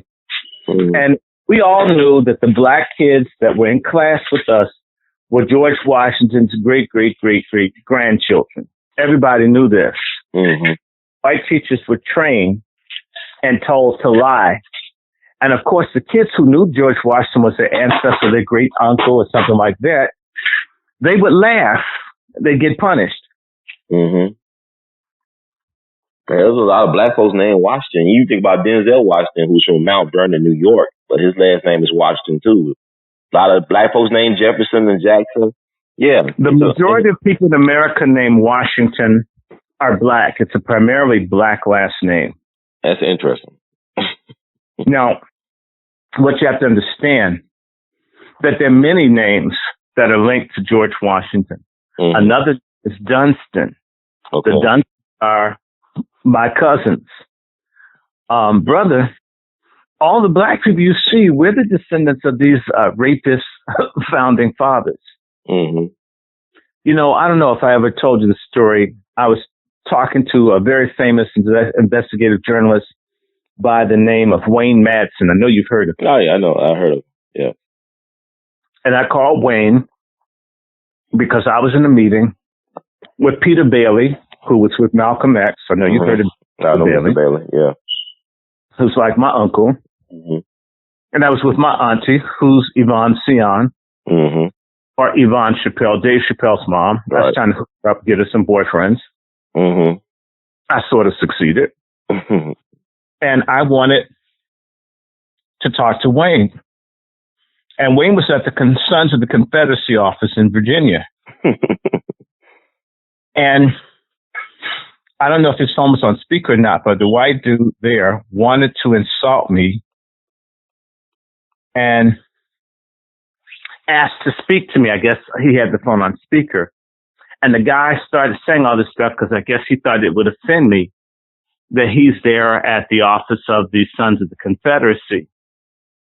And he said something to me, and I said, excuse me, of course I know about the Sons of the Confederacy. In fact, you have no business working there. This is my ancestor was John C. Breckinridge, the Secretary of War of the Confederacy. What the hell was your great-great-grandfather? Nobody. I said, so all we black folks are coming and take all those jobs. Those are our damn racist parents started the stuff. Be glad I don't come over there and try to take it. Y'all owe me that. Secretary of War for the Confederacy, and you probably had like someone eating green corn, getting shot by mini balls as head of it. You're out of your white mind. Don't mess with me. We want to get off the phone. Right. We should know who we are. I mean, to me, everybody else has their little triple identities. We need a triple identity too. I sure will tell someone, what do you mean, the Confederate Memorial? Shoot, well, they should put one up of you and me. Mm-hmm. So yeah, John C. Breckinridge. Interesting. Okay. And let his own daughter get sold for about $12 so he can get high off of some high grade tobacco. I don't want to hear nothing. I mean, if it wasn't him, it was somebody else, or either it was his missus, who was my second cousin's great grandfather. Her grandmother got sold for about $12 so somebody could get high. So I don't know, Breckinridge dumped his mistress and moved to Kentucky. Mm-hmm. And I can send you the pictures of my cousin. When she got up in years, she looked like John C. Breckinridge had taken some melanin pills and was in drag. Wow. Okay, it's real talk. So all of these people, they're more related to you and me than the white folk marching around with Nazi uniforms and so forth. I had to tell someone, the stuff that you want to be, that's my family. It's not yours.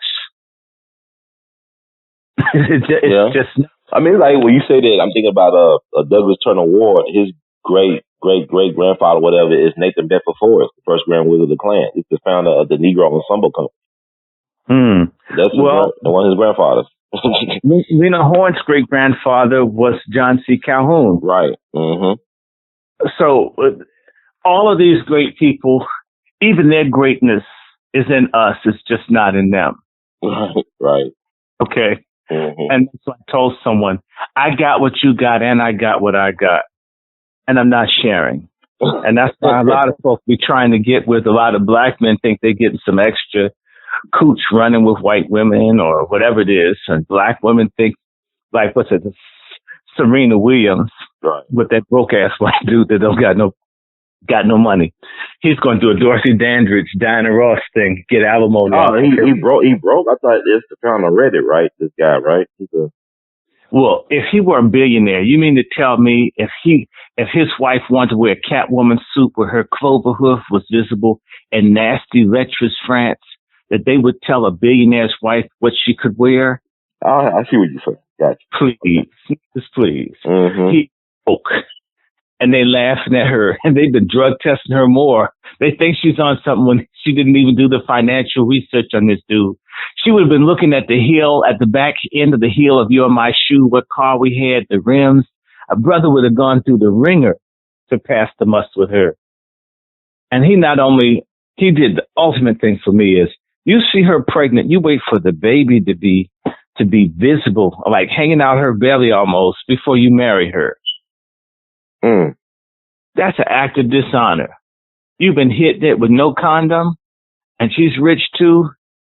You want to make certain that she would have been dishonored had he not married her. So it's almost like putting a gun to her head. Let the baby get all big. Okay. So you're saying that he kind of like another like a Kevin Federline, like how Kevin Federline did, or whatever his name did, Britney Spears. He knocked her up to get some compensation or make sure he's taken care of financially. Well, it's just like Dinah Ross's first husband. And like I said, the Dandridge and Halle Berry. You know, these black women taking care of these broke white men. I don't understand black women. Why? Get a broke black brother to take care of. I mean, and just some extra inches and some cultural understanding, you know, someone that knows what greens are. You talk about greens, they think you talk about playing golf. You know what I'm saying? Yeah, I know what you're saying. Wow. Stop. I don't like misogyny. You know, we always talk about misogyny in our community. And I don't like misogyny. But I hate misogyny too. Misogyny, see, it's so normal to have all these hater, nasty, you know, you go in to Publix or Rexall or Walgreens. See, I had that in Tennessee, Walgreens and Rexall. And you sit just behind the counter. And I'm telling you, the little crocodiles eating the antelopes to go to the water hole have a better smile. And then nice all the white people till the black man gets there, and they don't want to serve you, and it's their job. They act like you're I counted at Walmart last week. Yes, sir. They ask you for, like you're asking for a BJ to get your stuff checked out. Right. I would have gone to another counter just to avoid you. You're the only person working, fool. That's right. They act like everything's some sexual transaction, and half the time they're not pretty. That's true. Thank God for your blessings that you do get. Dr. Shore, you just telling the gospel truth right there, Dr. Shore. So truth. Yeah, this misogyny, this hatred, black men ain't this, and all this downing of black men. I would sit up down. They're great black women. My mother's one, my there are lots of wonderful black women. Now I want to hear black women praise black men instead of following the white lesbian, radical lesbian, feminist line that all black men are bad, and yet the same white women and white men are all after the black man you don't want. And the Hispanic women now, the thing's trying to send them back. They're going to come in the market to get some black dudes too. Yeah, try to stay over here. Yeah, we're going to start having fajitas in our greens and all. Watch. Okay. Well, I'm waiting for the black-owned Mexican restaurants as well as Chinese restaurants. How they be doing us? Yeah, can you imagine that? and as nasty as they are, don't mess with the sauce. It's not queso fresco. Okay. No, I don't trust the queso fresco. Don't go in there. Because, you know, they can get real raw. I've worked in food industry with that community, and they'll take you there, you know. You think that you some parsley, black parsley, and it's pubic hair. Oh, my God. It's real talk. Oh, yeah. I was Dr. Shore, before we go, I got to ask you, a fan of yours who's been following my show, she wanted me to ask you this question about your thoughts on Nelson Mandela. And she said you claimed that he had a gay lover or something like that. I know Nelson Mandela was hip to the agenda, that he was pushing that over in South Africa before he died. I mean, he promoted it. He's the biggest booster. What I will say is this of Mandela. I have a gentleman, he's about 80 years old, who knew Mandela going back like, 70? No, 50, 60 years, okay? At least 60 years. Hey, there's a book, in fact, no, sorry, it's a video. Let me see if I can find on my phone while I'm talking to you. I'm going to pull it up. I'm going to pull it up on and so everybody can know that there is a video by a white homosexual man who was Nelson Mandela's protector. And many people suspect he was Nelson Mandela's boyfriend. In fact, he got Nelson Mandela in trouble because Nelson Mandela was posing as his chauffeur when he was hiding from the South African Secret Service. Are you understanding? And this man refused to destroy Mandela's papers, almost like a wife holding on to secret mementos of their husband. You know, will preserve your legacy. That's one thing. Okay. I'm looking right now to see a freedom ride. Nelson Mandela. Hold on. I should say I drove. It's one of these two things. It's one. Let me see if this is it. Okay. The Man Who Drove with Mandela. It was made 20 years ago. It's a video about a white homosexual man that took care of Mandela for about 2 years of his life. Mm-hmm. Okay, look it up, y'all. It's called The Man Who Drove with Mandela. Let me read it to you. During the time of apartheid, Nelson Mandela drove around South Africa in a limousine disguised as a chauffeur while organizing the armed struggle against the apartheid regime. Okay? And hold on, I want to give you the name of the dude. You got to name the names. So, okay, and they have a picture of him disguised as a chauffeur. And what does it say? What's this man's name? Cast and crew. And is it going to give his name on here? Oh, it was released July 17th, 1999. But they started making it, and let me see, documentary. It's 62 minutes. Oh, see full summary. Here it is. Okay. His name is Cecil Williams, an acclaimed gay white theater director and communist. And what people need to understand is that Nelson Mandela was chairman of the South African Communist Party. And Nelson Mandela betrayed all of black South Africans because he was a communist first. He was not a nationalist first. Nelson Mandela, the reason that there's a thing called the Pan-African Congress led by Robert Sobukwe is because in 1949, Mandela betrayed the black people by saying that the land of South Africa belonged to all the South Africans instead of the land belonging to the original black owners. Mm-hmm. See how they made South Africa belong to everyone? It's the same way that gay is the new black and the struggle is everybody's struggle, and it's not ours. The same gay, leftist, communist game is being run on us. The thing I'm complaining about, I don't care about two people. Tear out your rear end if you want. Munch carpet and get a hairball down your throat. Let's see if I care. The question is do all of us have to be subject to being persecuted and oppressed under this system with them using this sexual politics to enslave us? That I hate. Quote me. So let's go back to Mandela. He was in Robben Island, not for the whole 27 years. That is a lie. He was in Robben Island part of the time, he said. I think he was in Robben Island about 13, 12 years. The rest of the time, he was kept in a mansion in Portsmouth, nice country club jail, the kind that they're going to send Trump's friends to if they get convicted. God, please bring the trial to D.C. Lock all of them up. I don't feel any mercy. You pay your taxes, lock them up. I owe the government about $400. They threatened to put a seal on my house for $400. And these people steal millions and cheat millions, lock them all up. I mean, talk about putting a seal where I couldn't go into the building I lived in until I paid them for $400. Wow. Right? I shouldn't have owed the IRS anything, as broke as I was, but somehow I owed them, right? Mm-hmm. Imagine that. Think about what I'm trying to say to you, how we can owe a little teeny tiny amount of money, and these folks are ready to rain hell on you, and these folks steal and rip off and cheat for decades, right? Mm-hmm. For decades. And they're upset. I don't feel sorry for nobody. I hope they catch them all. And I don't care where the justice leads. And I don't think they colluded with the Russians. They're supposed to pay their taxes. They're the ones making all the money. They're the ones getting all the benefits. And they're the ones that don't want to pay for nothing. Now, you got land for free. You got the labor for free. You getting access to the public's tax money for free. You get everything for free.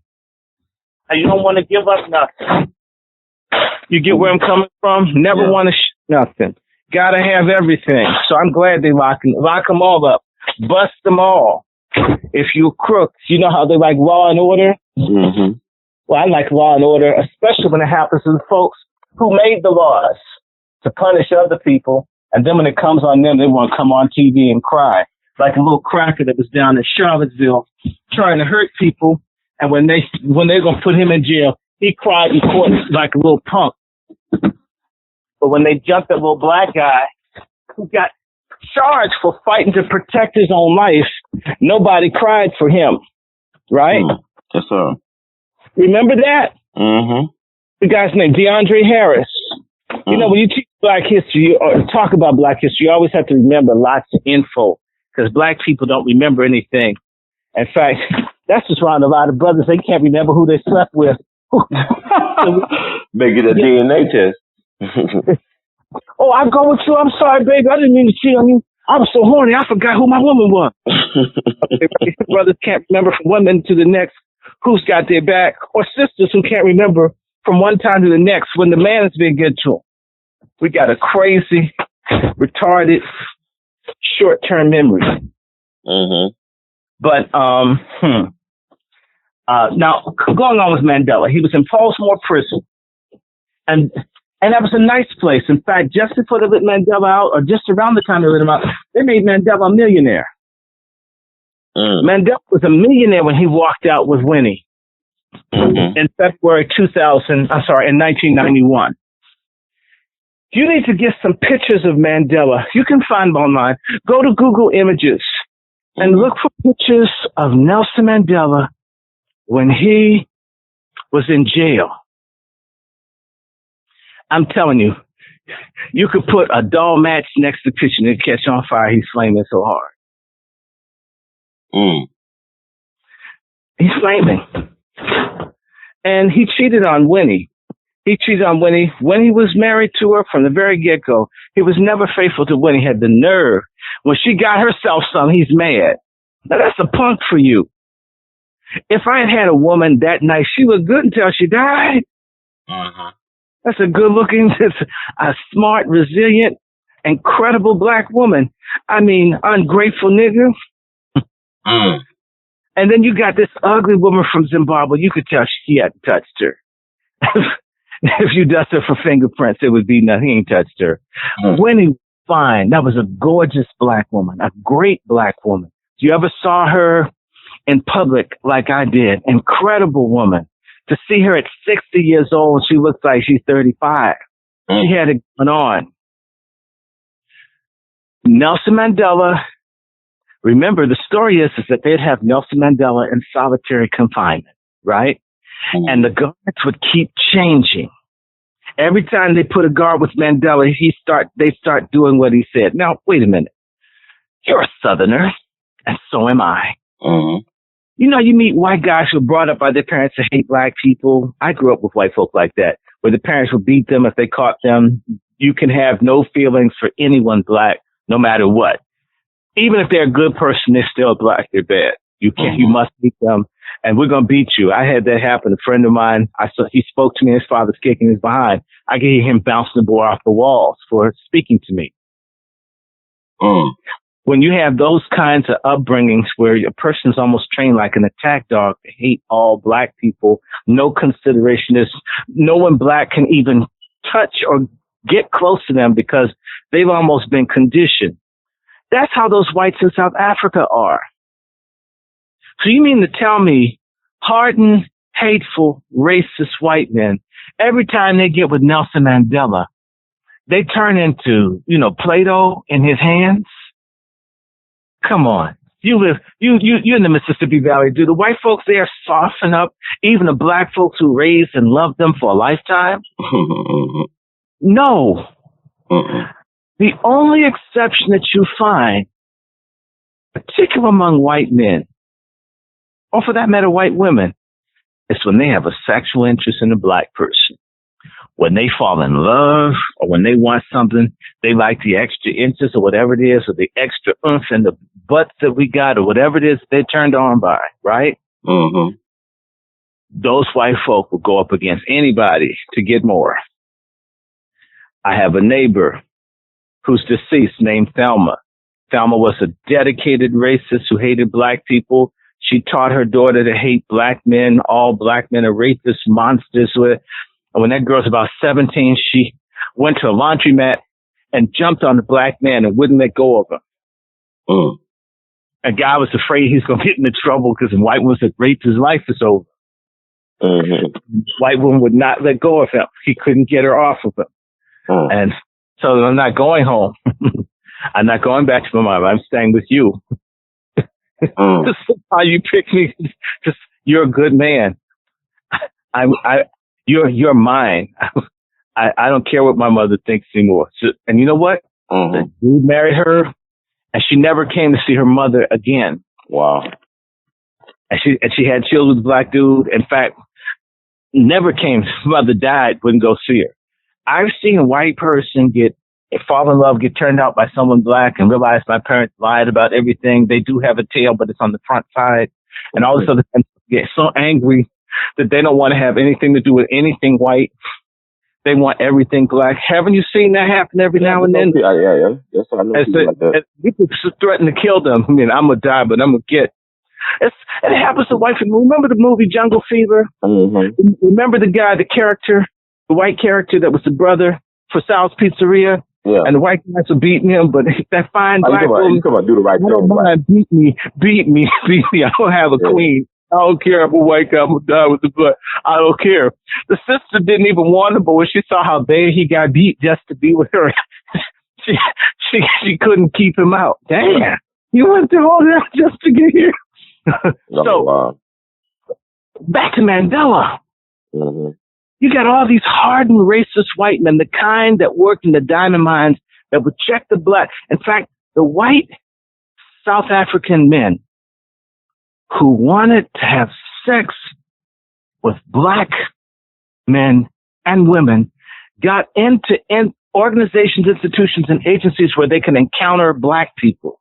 Remember, if you see the picture of the black men with their arms raised up in the air, that means that those men got to put their fingers up the black men's rectums, their anuses, and touch them on their penises and their testicles every day as their job. Wow. You'd have to be an extreme fag to want work like that every day. Mm. You get where I'm coming from? I hear you, sir. I mean, every day you got to line up. You got to go through 100 black men's privates, and then every day, and that's your job, and you do it every day for 20 years. You have to be some kind of a pervert to want, to even continue to do it. Maybe but for a career? Mm-hmm. And you need to know, in Robben Island, they had the same sort of searches that they did all the time. There's a book by an Indian writer called Naidu, and the white men would always constantly be involved with the genitalia of the black men and other prisoners to search them. Sometimes they do it to humiliate them. I think sometimes because these people really like what they saw, and they keep doing it over and over again. Now, if you're that fascinated with looking at it, wouldn't you be more fascinated if you could do what you wanted with it? And certain people could get twisted. You know, they're puzzled. They won't leave me be. Okay, hope you choke on it. Wow.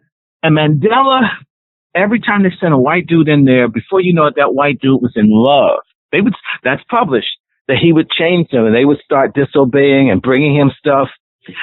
Wait a minute, you hate black people. Why are you bringing him extra food, bringing him all this? Does that sound like a person doing their job in a jail? That's in a regular jail in America. You start taking a prisoner, all this stuff. Folks with the supervisor, everybody want to know what's up with me. When you work in a prison, they teach you that you're not supposed to form certain sorts of relationships with prisoners. Fact, you know this. Mm-hmm. So what that was saying is that Mandela was a master manipulator. And to me, you don't learn that stuff quickly in jail, necessarily. Or if you're a master, it takes time. But he was a master from the minute they started doing it. That means he knew how to do that before he got to jail.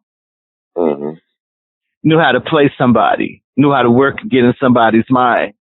And so think about it. And they'll tell you every time they put a guard with Mandela, they had to move him because he wouldn't obey or do.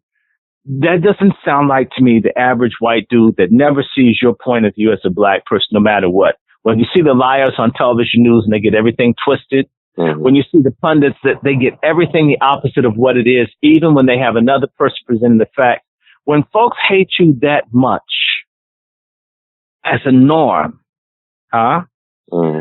Then what would make someone with all that conditioning suddenly break with that to take the point of view of the person they've been trained to hate?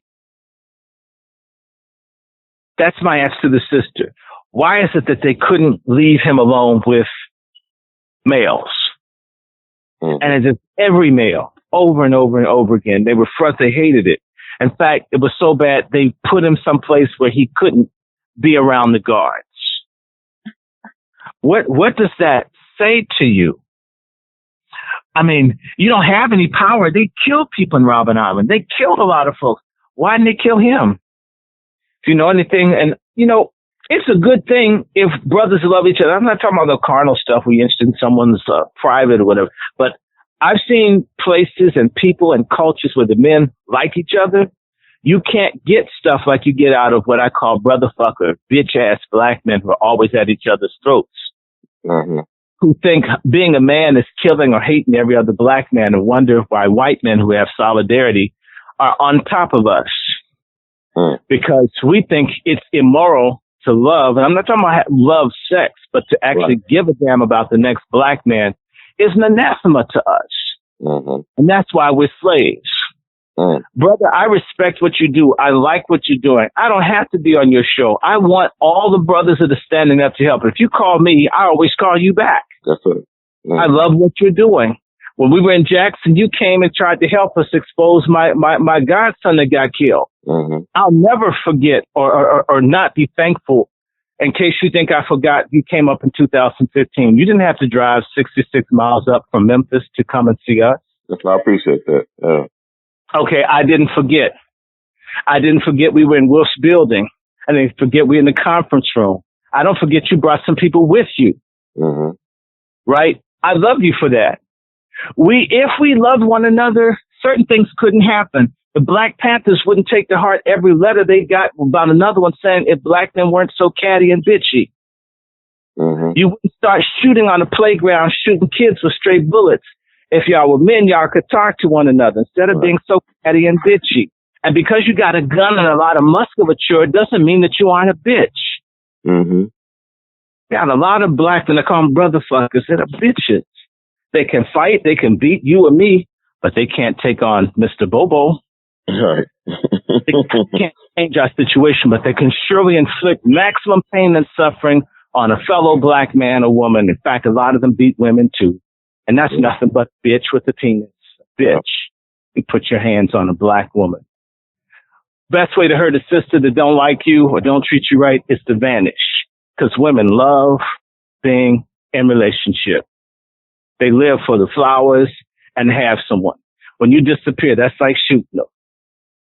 In fact, proof of that is little woman's man die.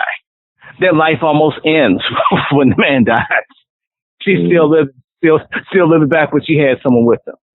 Ask any older woman. The life sort of ended. But when you want to disengage from a sister that's no good, don't put your hands on the slit. Split. Stop being violent with our sisters and our children and with one another. Stop every time you get mad unloading on someone black and male, because it's okay for us to kill each other. As you know, in certain places, 90% of black on black homicides are unsolved because they know that the same bitchy type violent black men will just kill and kill and kill and terrorize and tear down the trust and love that could exist in our community. Going back to Mandela.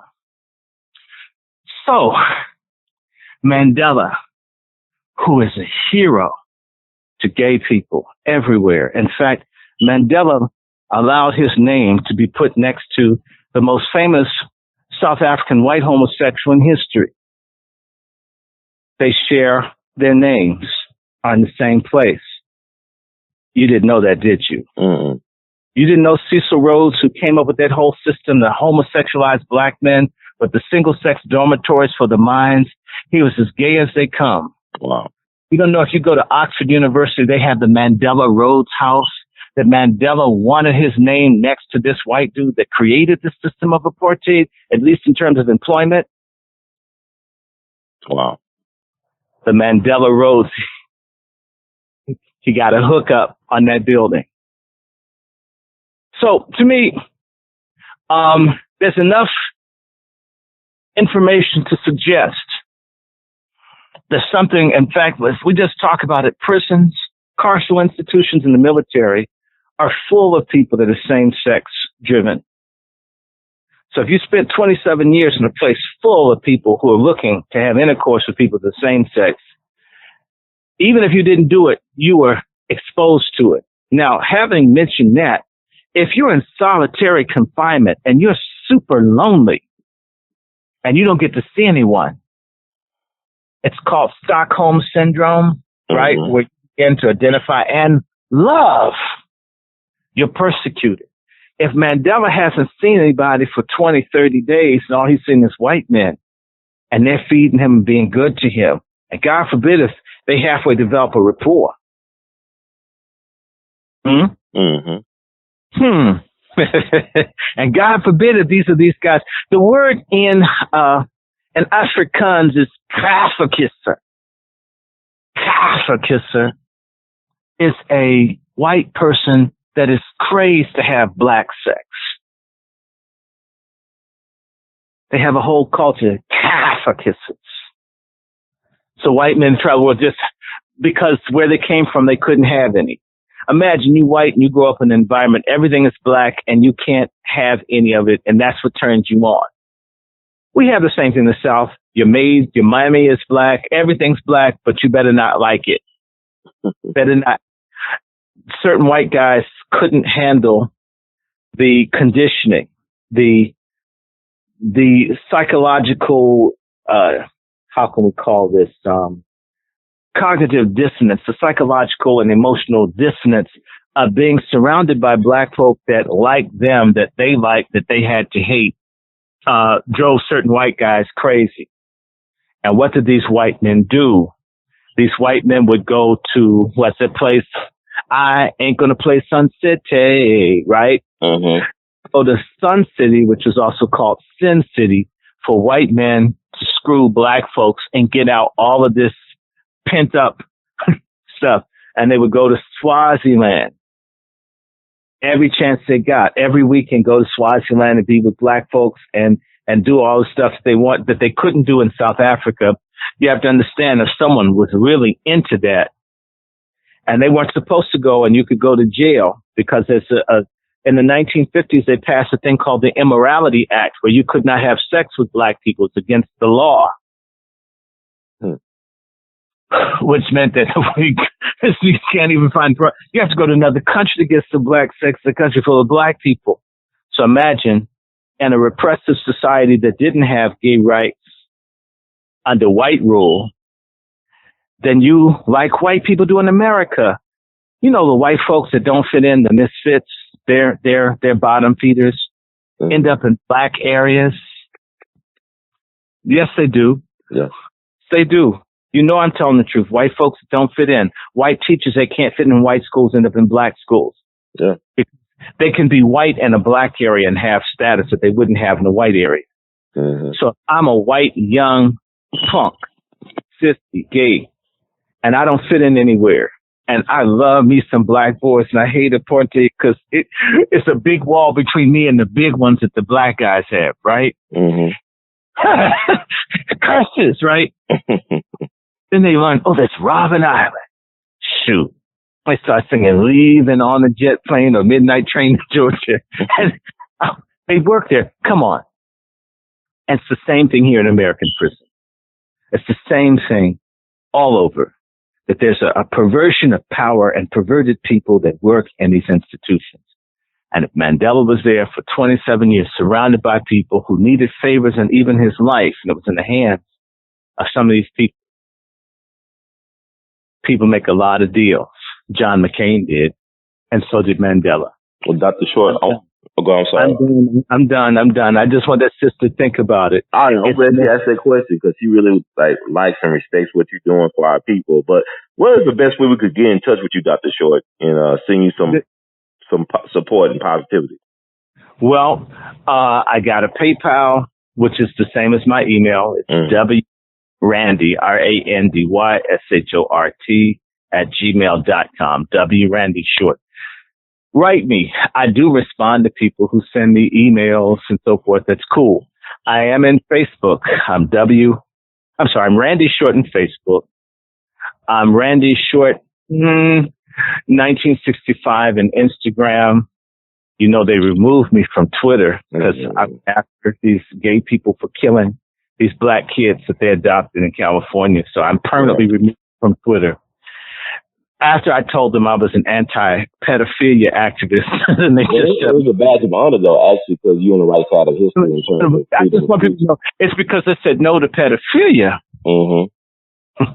that I'm off of Twitter. In other words, they're pro-pedophilia, and they're out based in San Francisco. And, you know, they should sing I left my arse in San Francisco. But what can I say? So I'm also Dr. W. Randy Short in LinkedIn.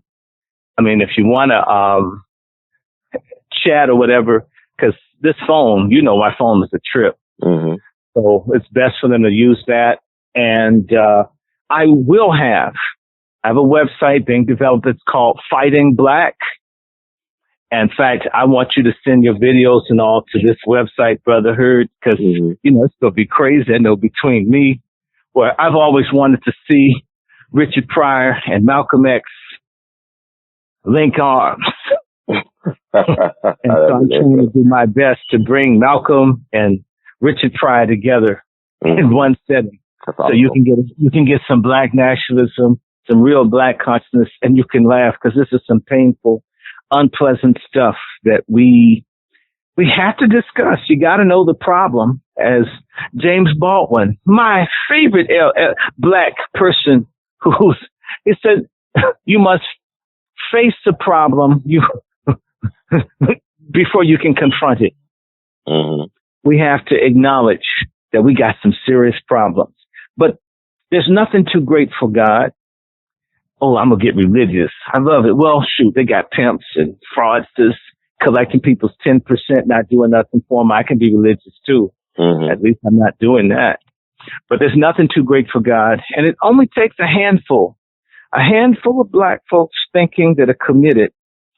I'm going to float this idea. You know, one of the things that I'm hoping to do with Fighting Black is to work with folks to create a black CIA where we can investigate the same way I just dogged Harry L. Williams, a punk nigga that looks like a rabbit on LSD with no ears. He does. You saw the picture of it. He does look like some bombed out rabbit, got some crack or something, or some Love Boat, or phencyclidine, angel dust. Maybe he mixed it all.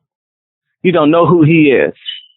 We need to be able to bring information, expose people with real facts. And if black folks vote for folks who screwed them, like Obama screwed them, people like me that were telling the truth about him, we have a clear conscience. The community did know. Y'all did know. And if y'all went with these sorry people that hate you, that's on you. You get me? We that's the beauty. That's what we need. We need a central intelligence agency for black people that spies and gets information, you know, and it would be nice if we had enough money. If you could send us a picture, a snapshot of Stacey Abrams and her white girlfriend, we could put that up. Yeah, we need a black National Enquirer. I bet you a whole lot of folk would act better. Shoot, I'd like to get some pictures, you know, of Bernice King or whatever. Have all these people tell y'all don't stand up. We're going to publish this stuff. Was it not what J. Edgar Hoover did? Why he was able to stay in power for 50 plus years? But the problem is, where's our damn J. Edgar Hoover? Stop bitching about this. Get some of our own. Where's ours? That's what I'm saying. We need a black CIA. Stop beefing. They're fighting for white supremacy. On a certain level, at least they're fighting for something. What are Negroes fighting for? Fake hair, contacts, shoes, overweight, ugly white women, and you think you're a king? I mean, we're fighting for everything but survival, for hard assets, for land, for dignity, for freedom. Fighting each other. Look at me now, nigga. I got a machine gun. I didn't even use it on the policeman that shot my mother, but I'll kill you, right? That's man, I got a whole house full of guns, but I would never stand up to a policeman. You heard in Chicago, the guys see the policeman and they throw their guns and they run. To me, if you that dead in life or death, you should go out in blazes, dude. Like Cannon did on Power last week, but that's another story. Oh, no. Let's do him real fast. Katz, David Katz, you know he was hating. He's an ugly, withdrawn Jewish guy from Baltimore. Mm-hmm. Dropped out of the University of Maryland. Liked a guy named Urbanski, Sean Urbanski, who stabbed Richard Collins III in 2017. Last year, around May or June. He stabbed this kid, okay? And stabbed him to death. They're both Jewish. Mm-hmm. And they both killed athletic, good-looking black men. They're haters. I'm going to go with Francis Cress Welsing. Got small penis. You feel marginal. You feel hate. You see a viral, good-looking black man that's going to procreate. You destroy him because you feel inferior to him. And you hate him because you hate black people existentially. And that's the third person from the Maryland area. The other one, what's his name? James Jackson, the guy who went up to New York and stabbed a 66-year-old black man. Mm-hmm. Maryland is a hotbed of racial hatred. A lot of people don't know that. We got our own little Mississippi up here. It's called Eastern Shore, Maryland. Mm. It's as bad as the Mississippi Delta. Mm. I mean that. We don't even go over there, and they lynch people and they do what they want to do. And it's always like that, and it's never going to change. So folks talk about North. Ain't nothing north of the North Pole. And they probably taught the Eskimos to hate us too. So that guy was a hater. The black dude was winning. If you listen to the video, the black guy was talking to him. And I think the white boy couldn't handle a black dude beating his ass and lecturing him about a game and opened up, started shooting. Mm. And he's Jewish. Yes, he is. And a whole bunch of folks doing things to people. The woman that was barbecue Becky was Jewish. Mm. The man Bloom at the swimming pool that told the black woman she didn't belong there was Jewish. Mm-hmm. Start looking at the names and notice when the stories disappear, black folks, when someone does something really, really awful and the story just disappears, it's usually one of them. They work to cover, to protect, to keep people from seeing what they do. If it's a regular white person, they will run that story like they did for Dylan Roth for days and days and days. Mm-hmm. Because he's an Anglo-white. When it's a Khazar, that story is in for like a day or so and it's gone. They make it disappear because they don't want people to see the crimes that they commit. They're the ones reporting on crimes and criminality all the time, but they never report on their own. It has to really be bad, like Abramovich, Abramoff when he did it, and who's the guy, Bernie Madoff. It had to be so bad. That's when you hear, and they won't tell you what the person is. The guy, Fastow for Enron. Fastow's Jewish. They won't tell you that. They didn't talk about Fastow. They talked about everybody that did his story fast. Our people need to learn how to analyze why something so great gets no attention and why something so small gets so much. Huh? Mm-hmm. Why OJ got so much attention and yet Ronald Goldman, Jew, right? Mm-hmm. Ray Resnick, Jew. What's his name? The white guy who was in OJ's house, Kato Kalin, Jew. Mm. All of these, so you have a Jew B-grade porno film actor living in O.J. Simpson's house, right? Mm-hmm. O.J. Simpson's wife, okay, who had an affair with what's this dude's name? The one that God help me. Mark Furman? Oh, the policeman. Mark Furman, right? Mark Furman. Mm-hmm. What kind of name is Furman, y'all? What kind of name is Furman? Oh, okay. Now, exactly. Mm-hmm. Mark Furman. Marcia Clark is Jewish. Mm. I hear you. I'm just saying, this is what happened. I'm not mad at nobody. Who was the lawyer that got the money from OJ in the second civil trial? Gloria Allred. Who is she? She's Jewish. Mm. And what black folks is everything's white. Little emotional, silly ass black people that I don't want to know, I don't want to get too deep. Well, that's you must get deep or you don't know anything. A lot, as I said, a lot of black folks enshrine ignorance. Well, you're never going to get anywhere being stupid. So the OJ thing was a Jewish cover-up of how immoral Hollywood and Brentwood is a Jewish community. Parkland or Parkdale High School, that's in the Jewish community. The guy that did the shooting in Sandy Hook was Jewish. Huh? I mean, yeah, so you got a lot for us. You've seen this over and over. And you got to start, the media's not going to talk about it. They're not going to say anything. You hear about the Russian mafia? There's no Russian mafia. It's the Russian Jewish mafia. Landscape buzzes people there. Yeah, Russian Jews. Right? Yeah. And it's not, this isn't racism. I'm not making it up. I ain't picking. I'm just pointing out what's there. And who's messing with the FBI that's not investigating Hillary? His name is Rothstein. Well, what do you think he is? And I don't know, Dr. Short. I want to let people, the food for thought, you gave a lot to consume in this period, in this session. I look forward to having you on again. But the people need to do their research on what you're saying, because, I mean, all you got to do is do the research. If you start looking, it may be worse than what I'm saying. And I didn't say every and all. I said some. Right. If you get Me Too, if you start looking at the names Weinstein, it's a lot. And they got you looking at Cosby. Mm-hmm. And then they talk about Cosby. In fact, the woman that's lying on Cosby is Jewish. There you go.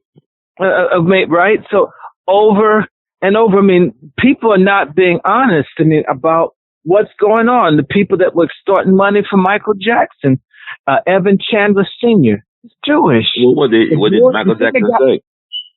Jew me, sue me. Right, exactly. They took it out.